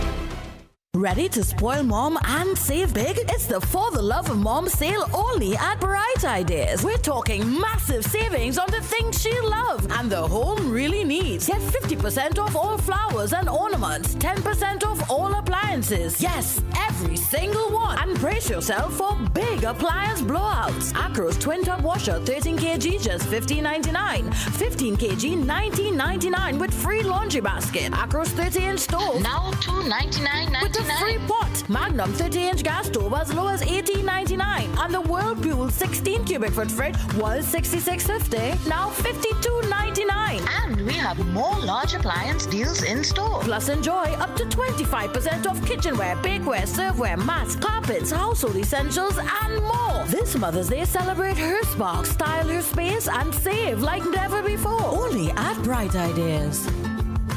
Tonight, as the nation waits, know that at Standard, you've always made the right choice. We believe Everyone deserves a beautiful, comfortable home. At Standard, we bring you the best deals for everyday living. Appliances, furniture, electronics, because at Standard, when it comes to price, nobody beats us. Make the winning choice for your home. Shop in store or online at standardtt.com. We have over 30 fatty acids in Omega XL. Wow. And it's not found in any other product or from any other source. It is so much more than a fish oil. But the real game changer is the SPM content of Omega XL. Their specialized pro-resolving mediators are actually 1,000 times more powerful at reducing inflammation than omega-3s. The only thing you have to lose is the pain. Try Omega XL. It works. Get ready for an unforgettable night of music, memories, and magic. Mom and Me, the concert. Powerhouse Nishad M in a dynamic concert presentation. Straight out of India's singing superstar Season 3, Shubh Sutradhar in a soul-stirring live performance. Hello Trinidad and Tobago, this is Shubh Sutradhar and I'm really excited to perform for the very first time on May 3rd at Center of Excellence. Come out and experience a concert of a lifetime. Together with a sensational local cast, Saturday, May 3rd at the Center of Excellence. Mom and Me, the premium Mother's Day experience is back. It's Extra Foods Plenty for 20 Back to School Bonanza. Gotta apples 10 for $20. Fruit or Cool Kids 8 for $20. Rosemont Chicken Vienna Sausages 4 tins for $20. Burdick's Chicken Franks 2 for $20. Swiss Spaghetti 3 packs for $20. Kirkland Chewy Granola Bars 8 for $20. Swiss Peanut Butter $20. Europe Fries 1 kilogram $20 a pack. And so much more. Plus check us out on Facebook, Instagram and TikTok for even more specials. Extra Foods, always extra for less.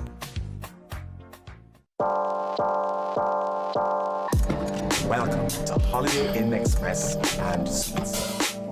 Do enjoy, Stacey. You want some coffee? Can I have a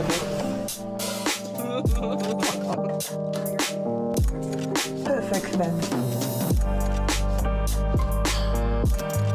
That's exactly what we need. Hi, the pool is this way. Whatever you're here for, we're here for you. Stay smart at the Holiday Inn Express and Suites.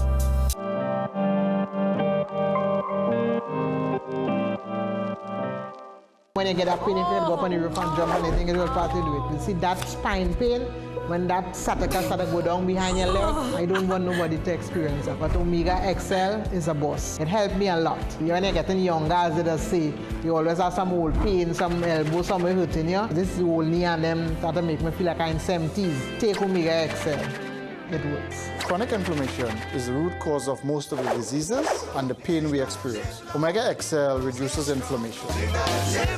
Get the best in affordable eyewear. Frames with blue filter lenses and eye exam, $399. Single vision lenses with transitions on designer frames, $799. Progressive transitions with designer frames, $1,399. Happening only at View Optical. Affordable eye care for everyone. Ready to spoil mom and save big? It's the For the Love of Mom sale only at Bright Ideas. We're talking massive savings on the things she loves and the home really needs. Get 50% off all flowers and ornaments, 10% off all appliances. Yes, every single one. And brace yourself for big appliance blowouts. Acros Twin Tub Washer 13 kg just $15.99. 15 kg $19.99 with free laundry basket. Acros 30-inch stove now $299.99 with a free pot. Magnum 30-inch gas stove as low as $18.99. And the Whirlpool 16 cubic foot fridge was $66.50. Now $52.99.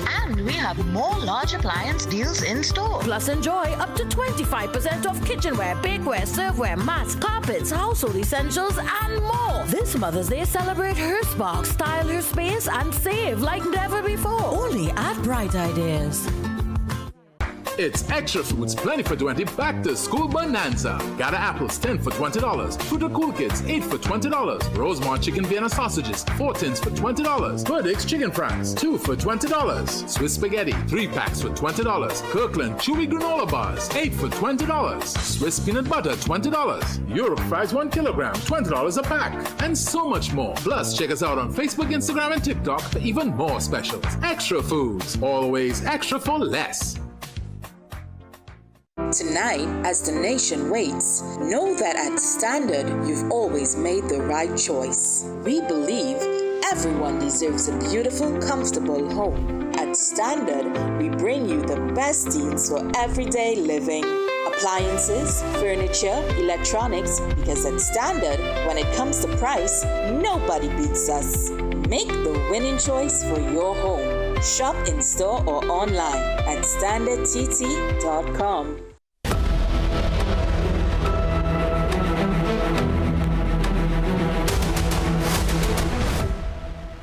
Well, Trinidad and Tobago has spoken. The PNM has conceded, and the UNC will take power. And for the first time since Jack Warner would have won his ILP seat, we're going to have three. We're looking at 3 parties in the parliament, in the lower house. But does it even matter? Because if the UNC, if the numbers that we are getting are right, if the UNC does have that 27, well, they could fall out, they could love each other, they could do whatever they want because they do not need that support from the TPP. So there's got a lot of interesting times ahead. What we understand is the celebrations have already begun at UNC headquarters, and that's where Jesse Ramdeo takes us now.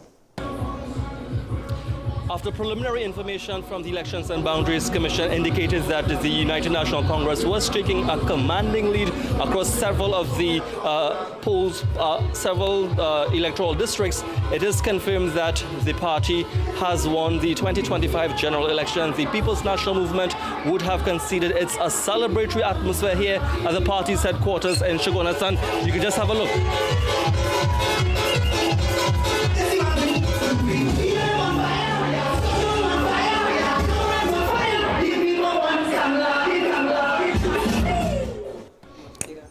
So you're seeing those shots at UNC headquarters. We're going to try to stay there as long as we can. But in the meantime, Professor Hamid Ghani, well, too close to call. Certainly not tonight.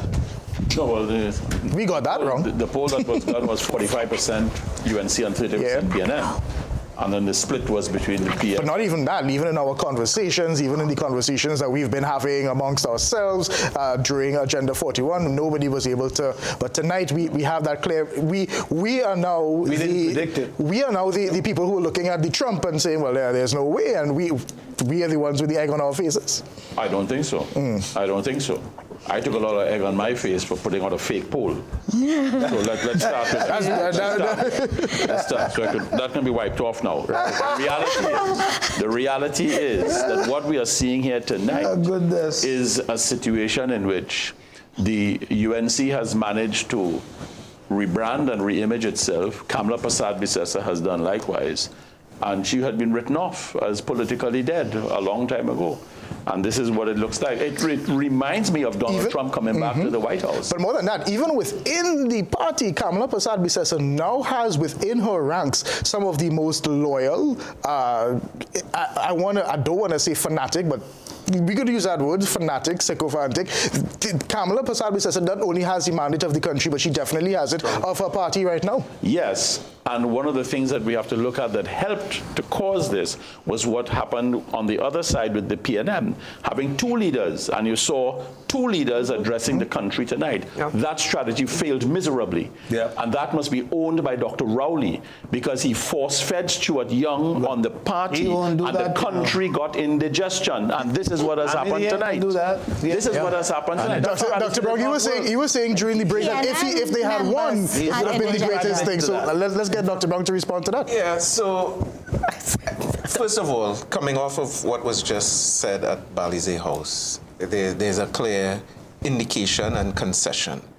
I think we should also extend congratulations, I would do so on my part. Noble of you. To the United National Congress and Kamla Prasad-Bissessar for a very strong showing at the polls. Agreed. As a party and as a country that respects democracy, the people have spoken.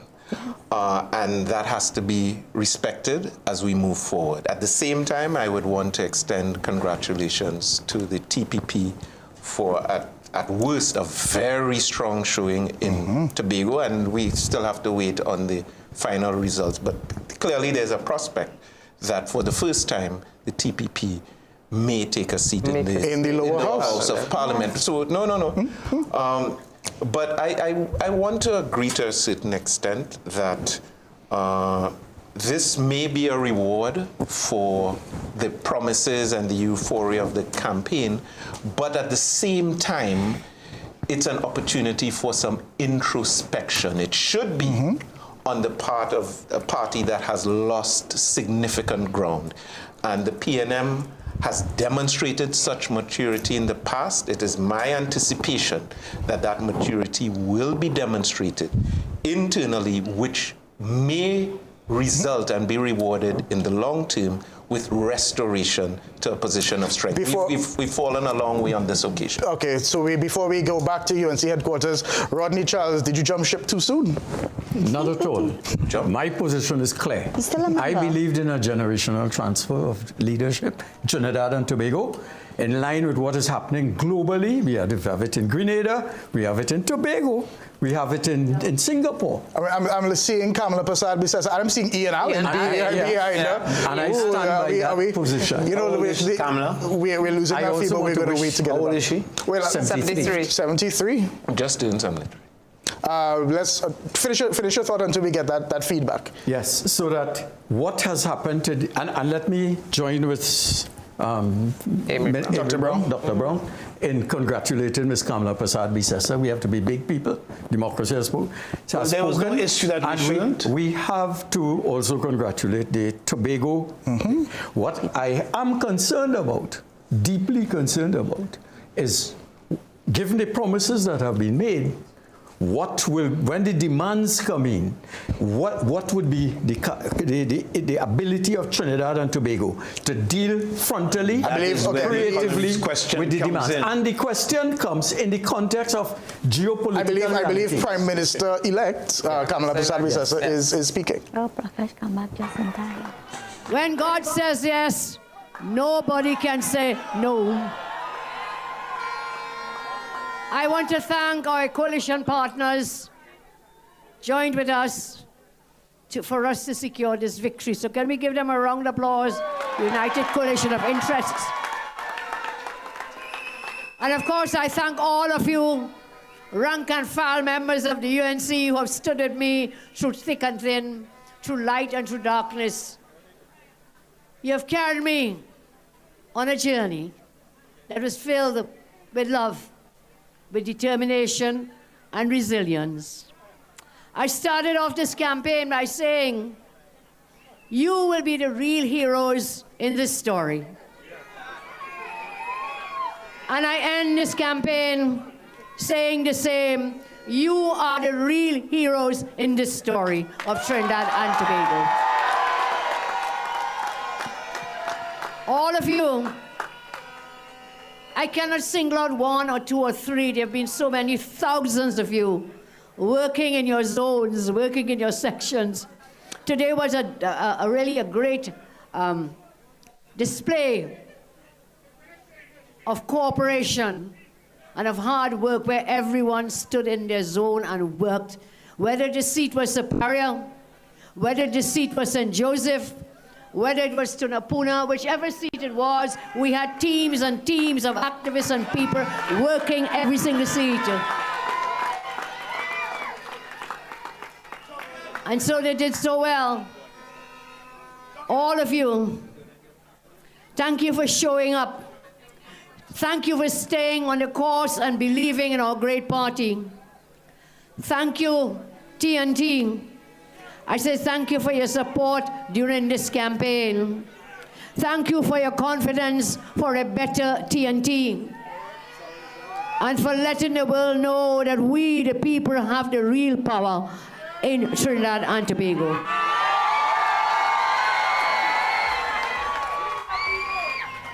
We the people, you are the people, you are the government. Not the fake elites, not the financiers with all their money, but the real people of Tobago who have toiled and kept faith that you deserve better. This victory is for the senior citizens to keep their pensions. This victory is for public servants to get their rightful salary increases. This victory is to reopen the Children's Hospital. This victory is to reopen Petrotrin. This victory is to once again give laptops to our children. This victory is to create over 50,000 jobs. And so, the victory is yours. Now that the UNC has won, everybody wins. We have fought a clean campaign. We have fought a campaign based on policies, plans, and programs. After years we spent listening to you and taking note of your wants, your needs, your hopes, and your desires. It is now that the real work starts. From day one, we'll be focused on delivering on our promises, working to make every citizen's life better, brighter, more prosperous. I give you the assurance tonight that no one will be left behind. No one will be left behind. Because when UNC wins, everybody wins. When UNC wins, Tobago wins. Everybody wins. We will walk into government together. You will now have a Prime Minister who cares. A Prime Minister who loves you. A Prime Minister who will fight so that we all win together.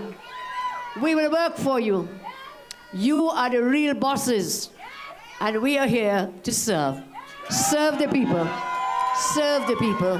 Serve the people. You have an elected people-centered government for the people, by the people, and with the people. So permit me again to say thank you. Thank you. Let us rejoice and celebrate this day in our history. This has been a tremendous blessing. Once again, I thank you, Trinidad and Tobago. We will be with you every step of the way over the next 5 years and beyond. And I want to say tonight, and beyond, I want to say tonight to all our candidates who gave everything that they did, every muscle, every sinew they strained and worked so hard. Give it up for all our candidates of the UNC. Give it up for the candidates of the coalition of interests. And I say, get ready to win. It is time to win, because now that the UNC did win, everybody wins. I have told you before, I have always told you, you have had leaders before me. You will have leaders after me. But I know you will never, ever have a leader who loves you as much as I do. May the good Lord continue to bless and keep each and every one of you. I thank you. Thank you. God bless.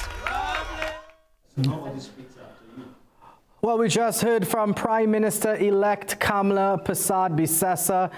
The party made a lot of promises on the campaign trail. She reminded us of those promises again on the podium there, and we're here to let the UNC know that if they don't keep every one of those promises, we'll have to do what we have to do here in the media. We have Elizabeth, so remember, I just want to show you all a graphical representation of how things are looking. We haven't been able to shade in the red, and we understand the context behind that and what's happening at Bally's House with the information coming in. But we've seen that Tobago has gone from red to blue, and we have Elizabeth Gonzalez standing by. She's in Tobago, the TPP victorious in Tobago. Let's hear from Elizabeth. I am here at the Scarborough Esplanade where the celebrations are happening tonight. Now supporters have taken to the streets and the large crowds have gathered here where TPP leader Farley Augustine is expected to deliver a victory speech shortly. The atmosphere has shifted after the TPP secured a historic win in its first general election, taking both Tobago East and Tobago West seats. Even here, even at the headquarters earlier, where just a handful of supporters remained, the excitement is now clear as news of the victory spreads. It's a major political shift for Tobago and could have national implications as well. We must remember that. We will continue to monitor the developments and bring you Chief Secretary, political leader Farley Augustine's address once it begins. Back to you in studio. Thank you very much for that update, Elizabeth. Over there in Tobago, we are seeing the jubilation coming from the TPP camp, their fledgling party coming out of the PDP after the PDP being so victorious at the THA elections, and now the PDP taking over from that PDP. They're the main hitters from the PDP, going over to the TPP, victorious tonight. And before we go to a commercial break, I just want to remind you all, it's something that occurred to me about a couple minutes ago. This continues the trend that the PNM has not won a snap election that it has initiated in this country's history. Let's take a break.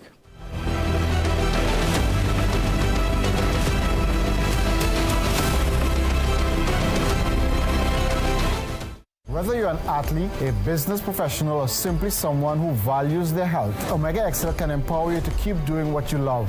Don't let joint discomfort hold you back. Live long, stay strong with the XL brand. Muscle Russell. That's just not cricket. No sweat, you with CG United. Remember my street dance battle against Seamus O'Leapsy? I went on to win the title Miss Irish-ish, set to perform at nursing homes around the world. Then this happened. Seamus on you, Seamus. Anyway, I was covered. Let's bounce. Comprehensive motor cover for damage and more. CG United. Good like that.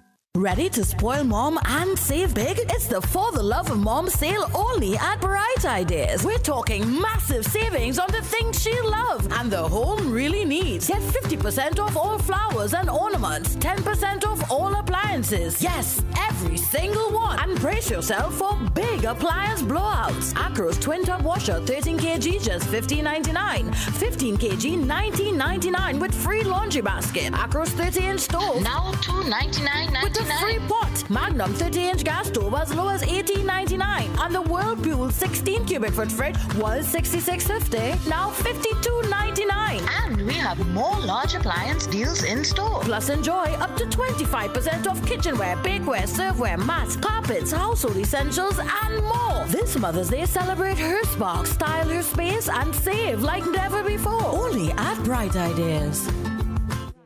Get the best in affordable eyewear. Frames with blue filter lenses and eye exam, $399. Single vision lenses with transitions on designer frames, $799. Progressive transitions with designer frames, $1,399. Happening only at View Optical. Affordable eye care for everyone. Inflammation is one of the worst things that can accumulate in the body. I have been through metformin, diamicron, and anapril, and I also take the Janumet 500. The diabetes was uncontrollable. With the Omega, I feel good in the morning. The pain in my feet is not there anymore. My sugar level even went down. Chronic inflammation is the root cause of most of the diseases and the pain we experience. Omega XL reduces inflammation. Try Omega XL and the other products that go alongside with it. Okay, I see you. Okay, let me see you, Cherry Hill. Yeah, now take it back. Let me see you rock off, shake off, shake off. Let me see you rock off, rock off. Let me see you kick right, now kick left, now step forward, now step back. Lucozade, bring the energy. It's Extra Foods Plenty for 20 Back to School Bonanza. Gather apples 10 for $20. Fruit Cool Kids 8 for $20. Rosemont Chicken Vienna Sausages 4 tins for $20. Perdix Chicken Franks 2 for $20. Swiss Spaghetti 3 packs for $20. Kirkland Chewy Granola Bars 8 for $20. Swiss Peanut Butter $20. Europe Fries 1 kilogram $20 a pack. And so much more. Plus check us out on Facebook, Instagram and TikTok for even more specials. Extra Foods. Always extra for less. Ready to spoil mom and save big? It's the For the Love of Mom sale only at Bright Ideas. We're talking massive savings on the things she loves and the home really needs. Get 50% off all flowers and ornaments, 10% off all appliances. Yes, every single one. And brace yourself for big appliance blowouts. Acros Twin Tub Washer 13 kg just $15.99. 15 kg $19.99 with free laundry basket. Acros 30-inch stove now $299.99. Free pot. Magnum 30-inch gas stove as low as $18.99. And the Whirlpool 16 cubic foot fridge was $66.50. Now $52.99. And we have more large appliance deals in store. Plus enjoy up to 25% off kitchenware, bakeware, serveware, mats, carpets, household essentials, and more. This Mother's Day, celebrate her spark, style her space, and save like never before. Only at Bright Ideas. It's Extra Foods Plenty for 20 Back to School Bonanza. Gather apples 10 for $20. Fruit Cool Kids 8 for $20. Rosemont Chicken Vienna Sausages 4 tins for $20. Perdix Chicken Franks 2 for $20. Swiss Spaghetti 3 packs for $20. Kirkland Chewy Granola Bars 8 for $20. Swiss Peanut Butter $20. Europe Fries 1 kilogram $20 a pack. And so much more. Plus check us out on Facebook, Instagram and TikTok for even more specials. Extra Foods. Always extra for less. Whether you're an athlete, a business professional, or simply someone who values their health, Omega XL can empower you to keep doing what you love. Don't let joint discomfort hold you back. Live long, stay strong with the XL brand. Muscle Russell. Get the best back-to-school specials at Southern Food Basket. Broccoli, $15.95 per pound. Sierra chicken nuggets, 275 grams, 3 for $29.95. Grill Master Burger patties, 5 pounds, $99.95. Happy Chow Mein, 1 pound, 2 for $19.95. Swiss macaroni and spaghetti, 400 grams, 3 for $18.95. Richport vegetable oil, 3 liters, $39.95. Easy Wrap foil, 25 feet, 2 for $19.95. Chubby 3 cases, $110. Richport tuna flakes, 3-pack, $14.95. Biscram 40 grams, 5 for $9.95. Available at Southern Food Basket, St. Charles Village, Princestown, SS Erin Road, Pinal, Southern Main Road, Point Fortin, and Coffee Street, San Fernando. Offers available while stocks last.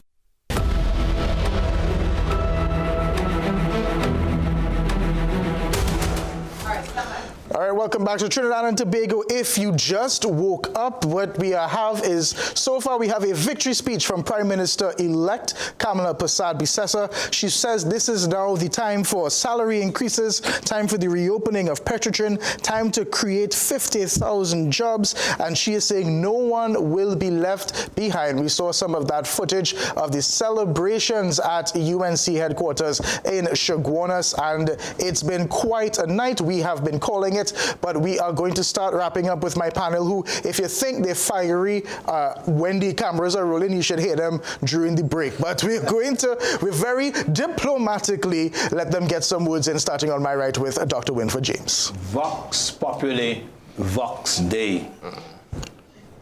The voice of God is the voice of people is the voice of God for if you're Latin, you're not up on your Latin. But put it in Latin. Keep it in Latin. Keep it in Latin. Mm-hmm. Oh, that's it? Oh, okay, I take a little longer than that. I just want to say, I think the people have spoken. They've spoken against the PNM. They've spoken in favor, in this instance, of the UNC. I want to congratulate Mrs. Prasad-Bissessar and her team and her entire campaign. Tomorrow morning, though, election is now done. Tomorrow morning, we must focus on the issue of governance. And the two tasks are very different. And now we have to see how a new version of the UNC governs an economy that is extremely difficult. The task at hand is by no means meager. A lot of promises have been made, and therefore finding a means by which to deliver on those promises is even more important. So that is really what we need to see unfold, and I trust that minds, and very good minds, will be brought to bear to offer a new way, a better way for Trinidad and Tobago through this government. Dr. Brown. I want to wish the United National Congress and the incoming Prime Minister, Kamla Prasad-Bissessar, well. Because if they are able to succeed in any respect, that's to the benefit of Trinidad and Tobago. I also want to wish my own party, the People's National Movement, well, because the country also needs a strong opposition. Democracy is founded on both, and clearly we have some work to do in that regard. It's a case of accepting the results and finding strength in the messages that the population would have sent us. It's always an opportunity to improve our offering for the next time around. One country, united, let's move forward, and let's always put our best foot, our shoulder to the wheel for Trinidad and Tobago. That's my message. Diplomatic as usual. Rodney Charles. I think what we witnessed tonight is the population telling the leadership that you cannot impose your will on them.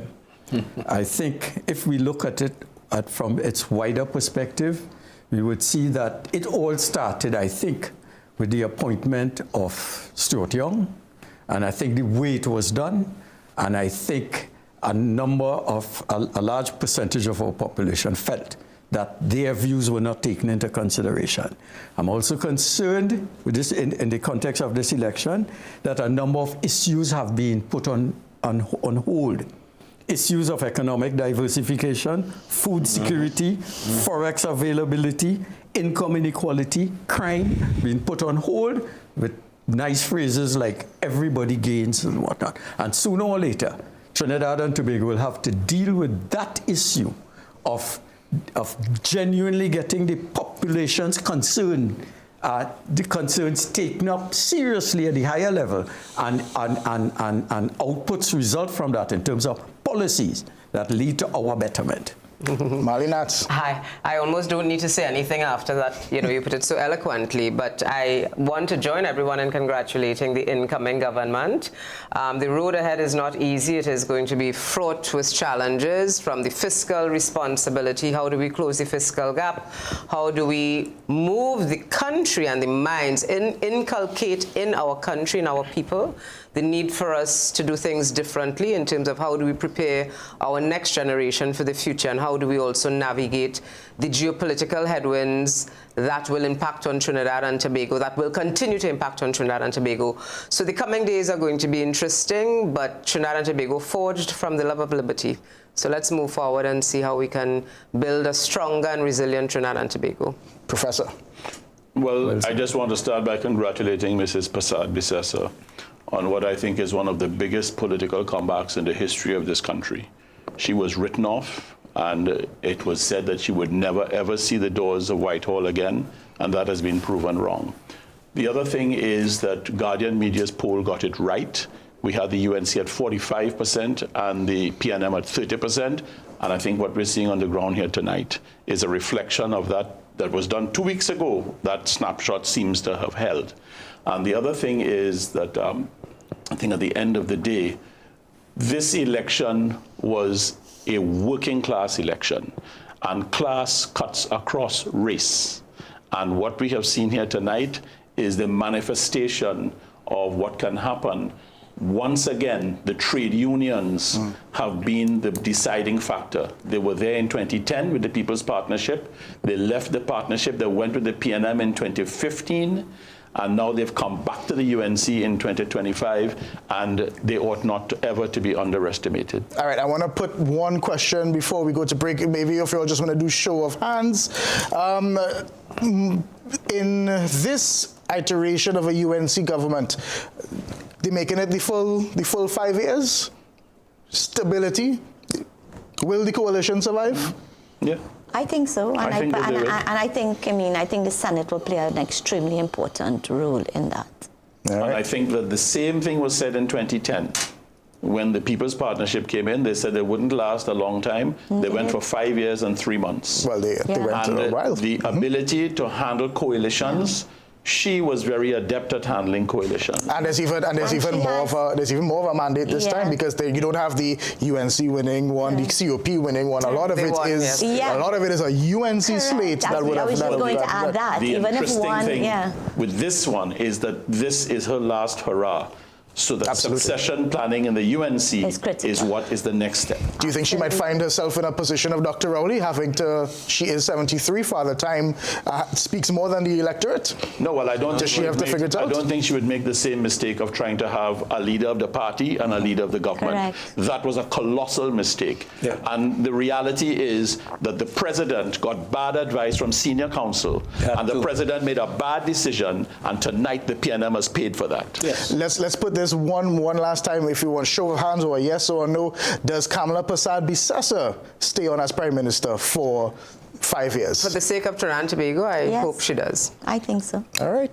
That's where we're going to put a quick pause on it. And all things being equal. Let's put a pause on it. We'll be right back. Akash will come back to wrap the show.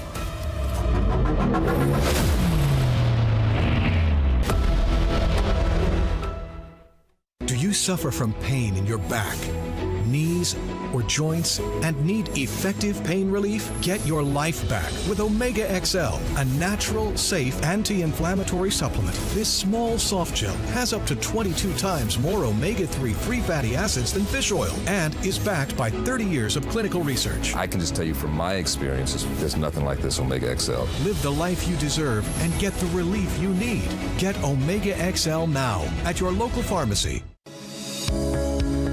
Whether wet or dry season, hazards can strike without warning, causing you or your family to quickly evacuate. You may not have the time to grab the essentials. Be sure to have your grab-and-go bag in easily accessible locations.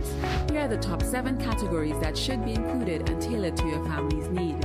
1. Non-perishable food items, water and utensils. 2. First aid kit and extra medication. 3. Personalized items. 4. Change of clothing and comfortable footwear. 5. Copies of important documents such as birth papers and certificates. 6. Cash and small bills. And 7. Tools, safety items and equipment. For more information on how to be ready, visit odpm.gov.tt. A message from the ODPM. Ready to spoil mom and save big? It's the For the Love of Mom sale only at Bright Ideas. We're talking massive savings on the things she loves and the home really needs. Get 50% off all flowers and ornaments, 10% off all appliances. Yes, every single one. And brace yourself for big appliance blowouts. Acro's twin tub washer, 13 kg, just $15.99. 15 kg, $19.99 with free laundry basket. Acro's 30-inch stove, now $299.99. with a free pot. Magnum 30-inch gas stove as low as $18.99. And the Whirlpool 16 cubic foot fridge was $66.50, now $52.99. And we have more large appliance deals in store. Plus enjoy up to 25% off kitchenware, bakeware, serveware, mats, carpets, household essentials, and more. This Mother's Day, celebrate her spark, style her space, and save like never before. Only at Bright Ideas. Your immune system is your first line of defense. Discover BioStrath Immune Health. BioStrath Immune Health is enriched with zinc, ensuring that your body stays resilient. BioStrath Immune Health. Get what you need naturally. It's Extra Foods Plenty for 20 Back to School Bonanza. Gather apples 10 for $20. Fruit of Cool Kids 8 for $20. Rosemont chicken Vienna sausages 4 tins for $20. Perdix chicken franks 2 for $20. Swiss spaghetti 3 packs for $20. Kirkland chewy granola bars 8 for $20. Swiss peanut butter $20. Europe fries 1 kilogram $20 a pack. And so much more. Plus check us out on Facebook, Instagram and TikTok for even more specials. Extra Foods, always extra for less. What are some of the benefits of Probiotics XL? What you would notice is it helps with regularity. It helps prevent gas, bloating, belching, all the annoying symptoms that people get in their tummies. It just makes people feel better. It's Extra Foods Plenty for 20 Back to School Bonanza. Gather apples 10 for $20. Fruit Cool Kids 8 for $20. Rosemont Chicken Vienna Sausages 4 tins for $20. Burdick's Chicken Franks 2 for $20. Swiss Spaghetti 3 packs for $20. Kirkland Chewy Granola Bars 8 for $20. Swiss Peanut Butter $20. Europe Fries 1 kilogram $20 a pack. And so much more. Plus check us out on Facebook, Instagram and TikTok for even more specials. Extra Foods. Always extra for less. Ready to spoil mom and save big? It's the For the Love of Mom sale only at Bright Ideas. We're talking massive savings on the things she loves and the home really needs. Get 50% off all flowers and ornaments, 10% off all appliances. Yes, every single one. And brace yourself for big appliance blowouts. Acro's Twin Tub Washer 13 kg just $15.99. 15 kg $19.99 with free laundry basket. Acro's 30-inch stove now $299.99. with the free pot. Magnum 30-inch gas stove as low as $18.99. And the Whirlpool 16 cubic foot fridge was $66.50, now $52.99. And we have more large appliance deals in store. Plus enjoy up to 25% off kitchenware, bakeware, serveware, mats, carpets, household essentials, and more. This Mother's Day, celebrate her spark, style her space, and save like never before. Only at Bright Ideas. Attention all bakers, doubles vendors, and roti makers. Try our high-quality bromate-free, all-purpose, and whole wheat flour. Low price and conveniently packaged in 2 pounds, 2 kg, 10 kg, and 25 kg bags. For wholesale and retail prices, contact Shiklisho Limited at 665-3336 or 480-8715 or visit us at Warrenville, Canoopia. Shiklisho Limited, quality you can trust. Managing diabetes just got easier with Berberine Plus by Aja Nutrition. This powerful, all-natural supplement helps regulate blood sugar levels, giving you better control of your health. Find Berberine Plus at Pennywise and leading pharmacies nationwide. I can't walk. I was suffering so badly with my hand. Was that I had clogged arteries. I got like an angina attack and I ended up in hospital. I could use my hands freely, no pain at whatsoever. I am 73 years old now. So I found that the Omega XL really worked its wonders on the clogged artery. I'm walking now, I'm cooking, I'm baking, I'm watching. I'm doing everything for myself. And I thank God for Omega. God bless the man that make Omega XL. Try Omega XL, it works. Ready to spoil mom and save big? It's the For the Love of Mom sale only at Bright Ideas. We're talking massive savings on the things she loves and the home really needs. Get 50% off all flowers and ornaments, 10% off all appliances. Yes, every single one. And brace yourself for big appliance blowouts. Acro's Twin Tub Washer 13 kg just $15.99. 15 kg $19.99 with free laundry basket. Acro's 30-inch stove now $299.99 with the free pot. Magnum 30-inch gas stove as low as $18.99. And the Whirlpool 16 cubic foot fridge was $66.50, now $52.99. And we have more large appliance deals in store. Plus enjoy up to 25% off kitchenware, bakeware, serveware, mats, carpets, household essentials, and more. This Mother's Day, celebrate her spark, style her space, and save like never before. Only at Bright Ideas. It's Extra Foods Plenty for 20 Back to School Bonanza. Gather apples 10 for $20. Fruit Cool Kids 8 for $20. Rosemont Chicken Vienna Sausages 4 tins for $20. Burdick's Chicken Franks 2 for $20. Swiss Spaghetti 3 packs for $20. Kirkland Chewy Granola Bars 8 for $20. Swiss Peanut Butter $20. Europe Fries 1 kilogram $20 a pack. And so much more. Plus check us out on Facebook, Instagram and TikTok for even more specials. Extra Foods. Always extra for less. We have over 30 fatty acids in Omega XL. Wow. And it's not found in any other product or from any other source. It is so much more than a fish oil. But the real game changer is the SPM content of Omega XL. Their specialized pro-resolving mediators are actually 1,000 times more powerful at reducing inflammation than omega-3s. The only thing you have to lose is the pain. Try Omega XL, it works.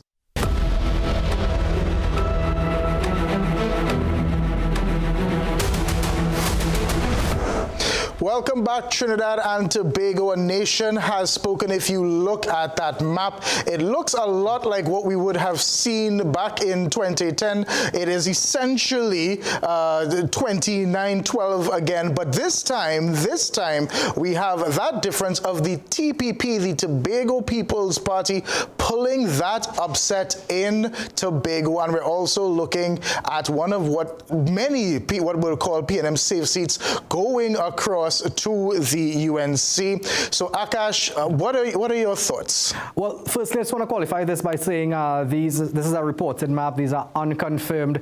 We know for sure the UNC has won by quite a margin, whether they have 27 seats, whether they have 25. Remember, the elections don't just finish on election night. I spoke with some people from the San Fernando East constituency, and they are saying they are still waiting for 7 polling divisions, for those results to come in 7 polling divisions.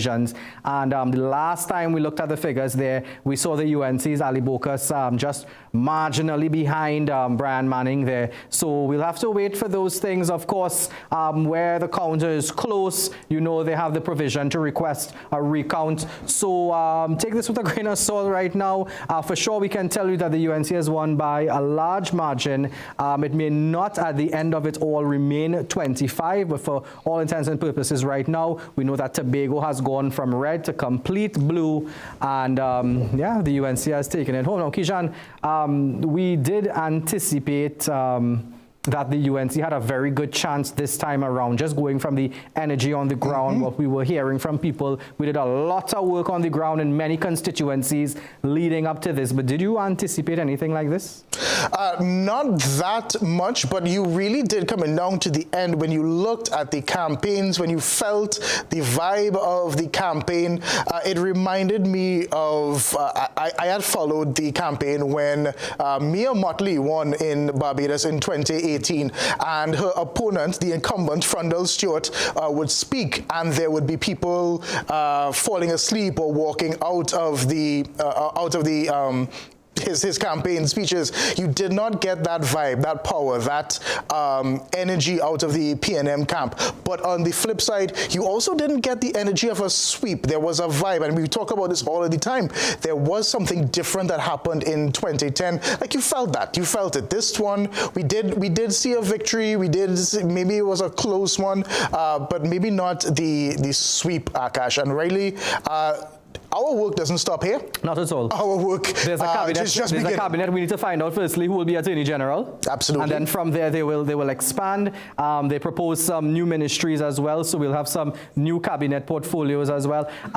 She has a lot of people, as you said earlier, a lot of loyalists. Some people say that she brought with her into the lower house. Some characters as well.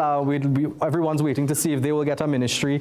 Certain people that she brought in. Listen, and that Senate will be one to watch as well, because there are a lot of people who may not have gotten a seat in the lower house, but they stayed loyal. Maybe will they be rewarded? All smiles, Rudy Endarsingh behind her, one of those people, big smile on his face. That was the exact name that I was thinking of. Prakash Ramada, the COP did win a seat. He had a big smile on his face as well. Yep, so the Senate is definitely going to be one to watch as well. Will we see the return of people like Arnold Roberts back into the upper house, and maybe even in a ministerial position? We saw Ian Allen posting really in front and center. Does he get a cabinet spot, or does Crime Watch become now the arm of the government in terms of TV programming? So all of these things we wait to see. She definitely has a lot of people to keep happy and a lot of emotions to keep balanced over the next 5 years. It won't be very easy at all. We've seen what a coalition government has done before. There were a one-term government,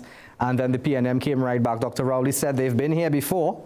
I think this is the first time he had to do a concession speech, but he said they've been here before, and you can't ever rule the PNM out 5 years from now. Now, the next thought we need to discuss is what happens to the PNM. Who will now be the opposition leader? We're not even still 100% sure who's won their seat, because those numbers, the PNM, as we were talking about, shut down. They closed up camp and they said everybody take their ball and go home. So we're not even 100% sure who's still there. We had put people like Stuart Young versus Stuart Young versus Foster Cummings on our front pages for so long. Foster Cummings not even in the lower house, so we wait to see we don't what even happens know there. You said it earlier, we don't even know if Faris Al-Rawi is in the lower house, and we were seeing at the UNC camp in San Fernando West that they're declaring victory for Michael Dowler. We know for sure that Stuart Young becomes the Prime Minister, one of the shortest stints in the history of this country. Akash, it was a long night and it was a pleasure having this discussion with you and the panelists and you at home. Akash, you get to tell everybody good night. Thank you very much. I want to thank you all for staying with us. It was a short campaign. It didn't feel short for us. I'm sure it didn't feel short for you all. I'm sure you're all excited to go back to life as normal and for your social media algorithms to go back to the things that you usually like. So, Tobago, good night.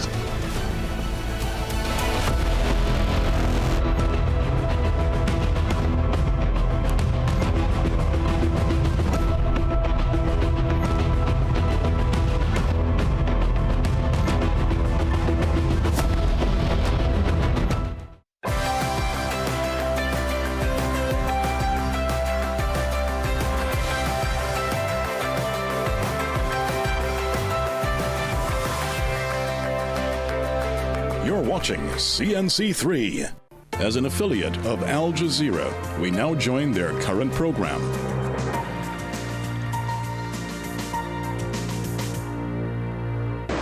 Originally formed by Brazil, Russia, India, China, and South Africa, the group has now expanded to 11 permanent members, representing half the world's population and a third of its economy. What binds them is support for multilateral institutions under pressure after the U.S. pulled back from international agreements and imposed unilateral trade tariffs.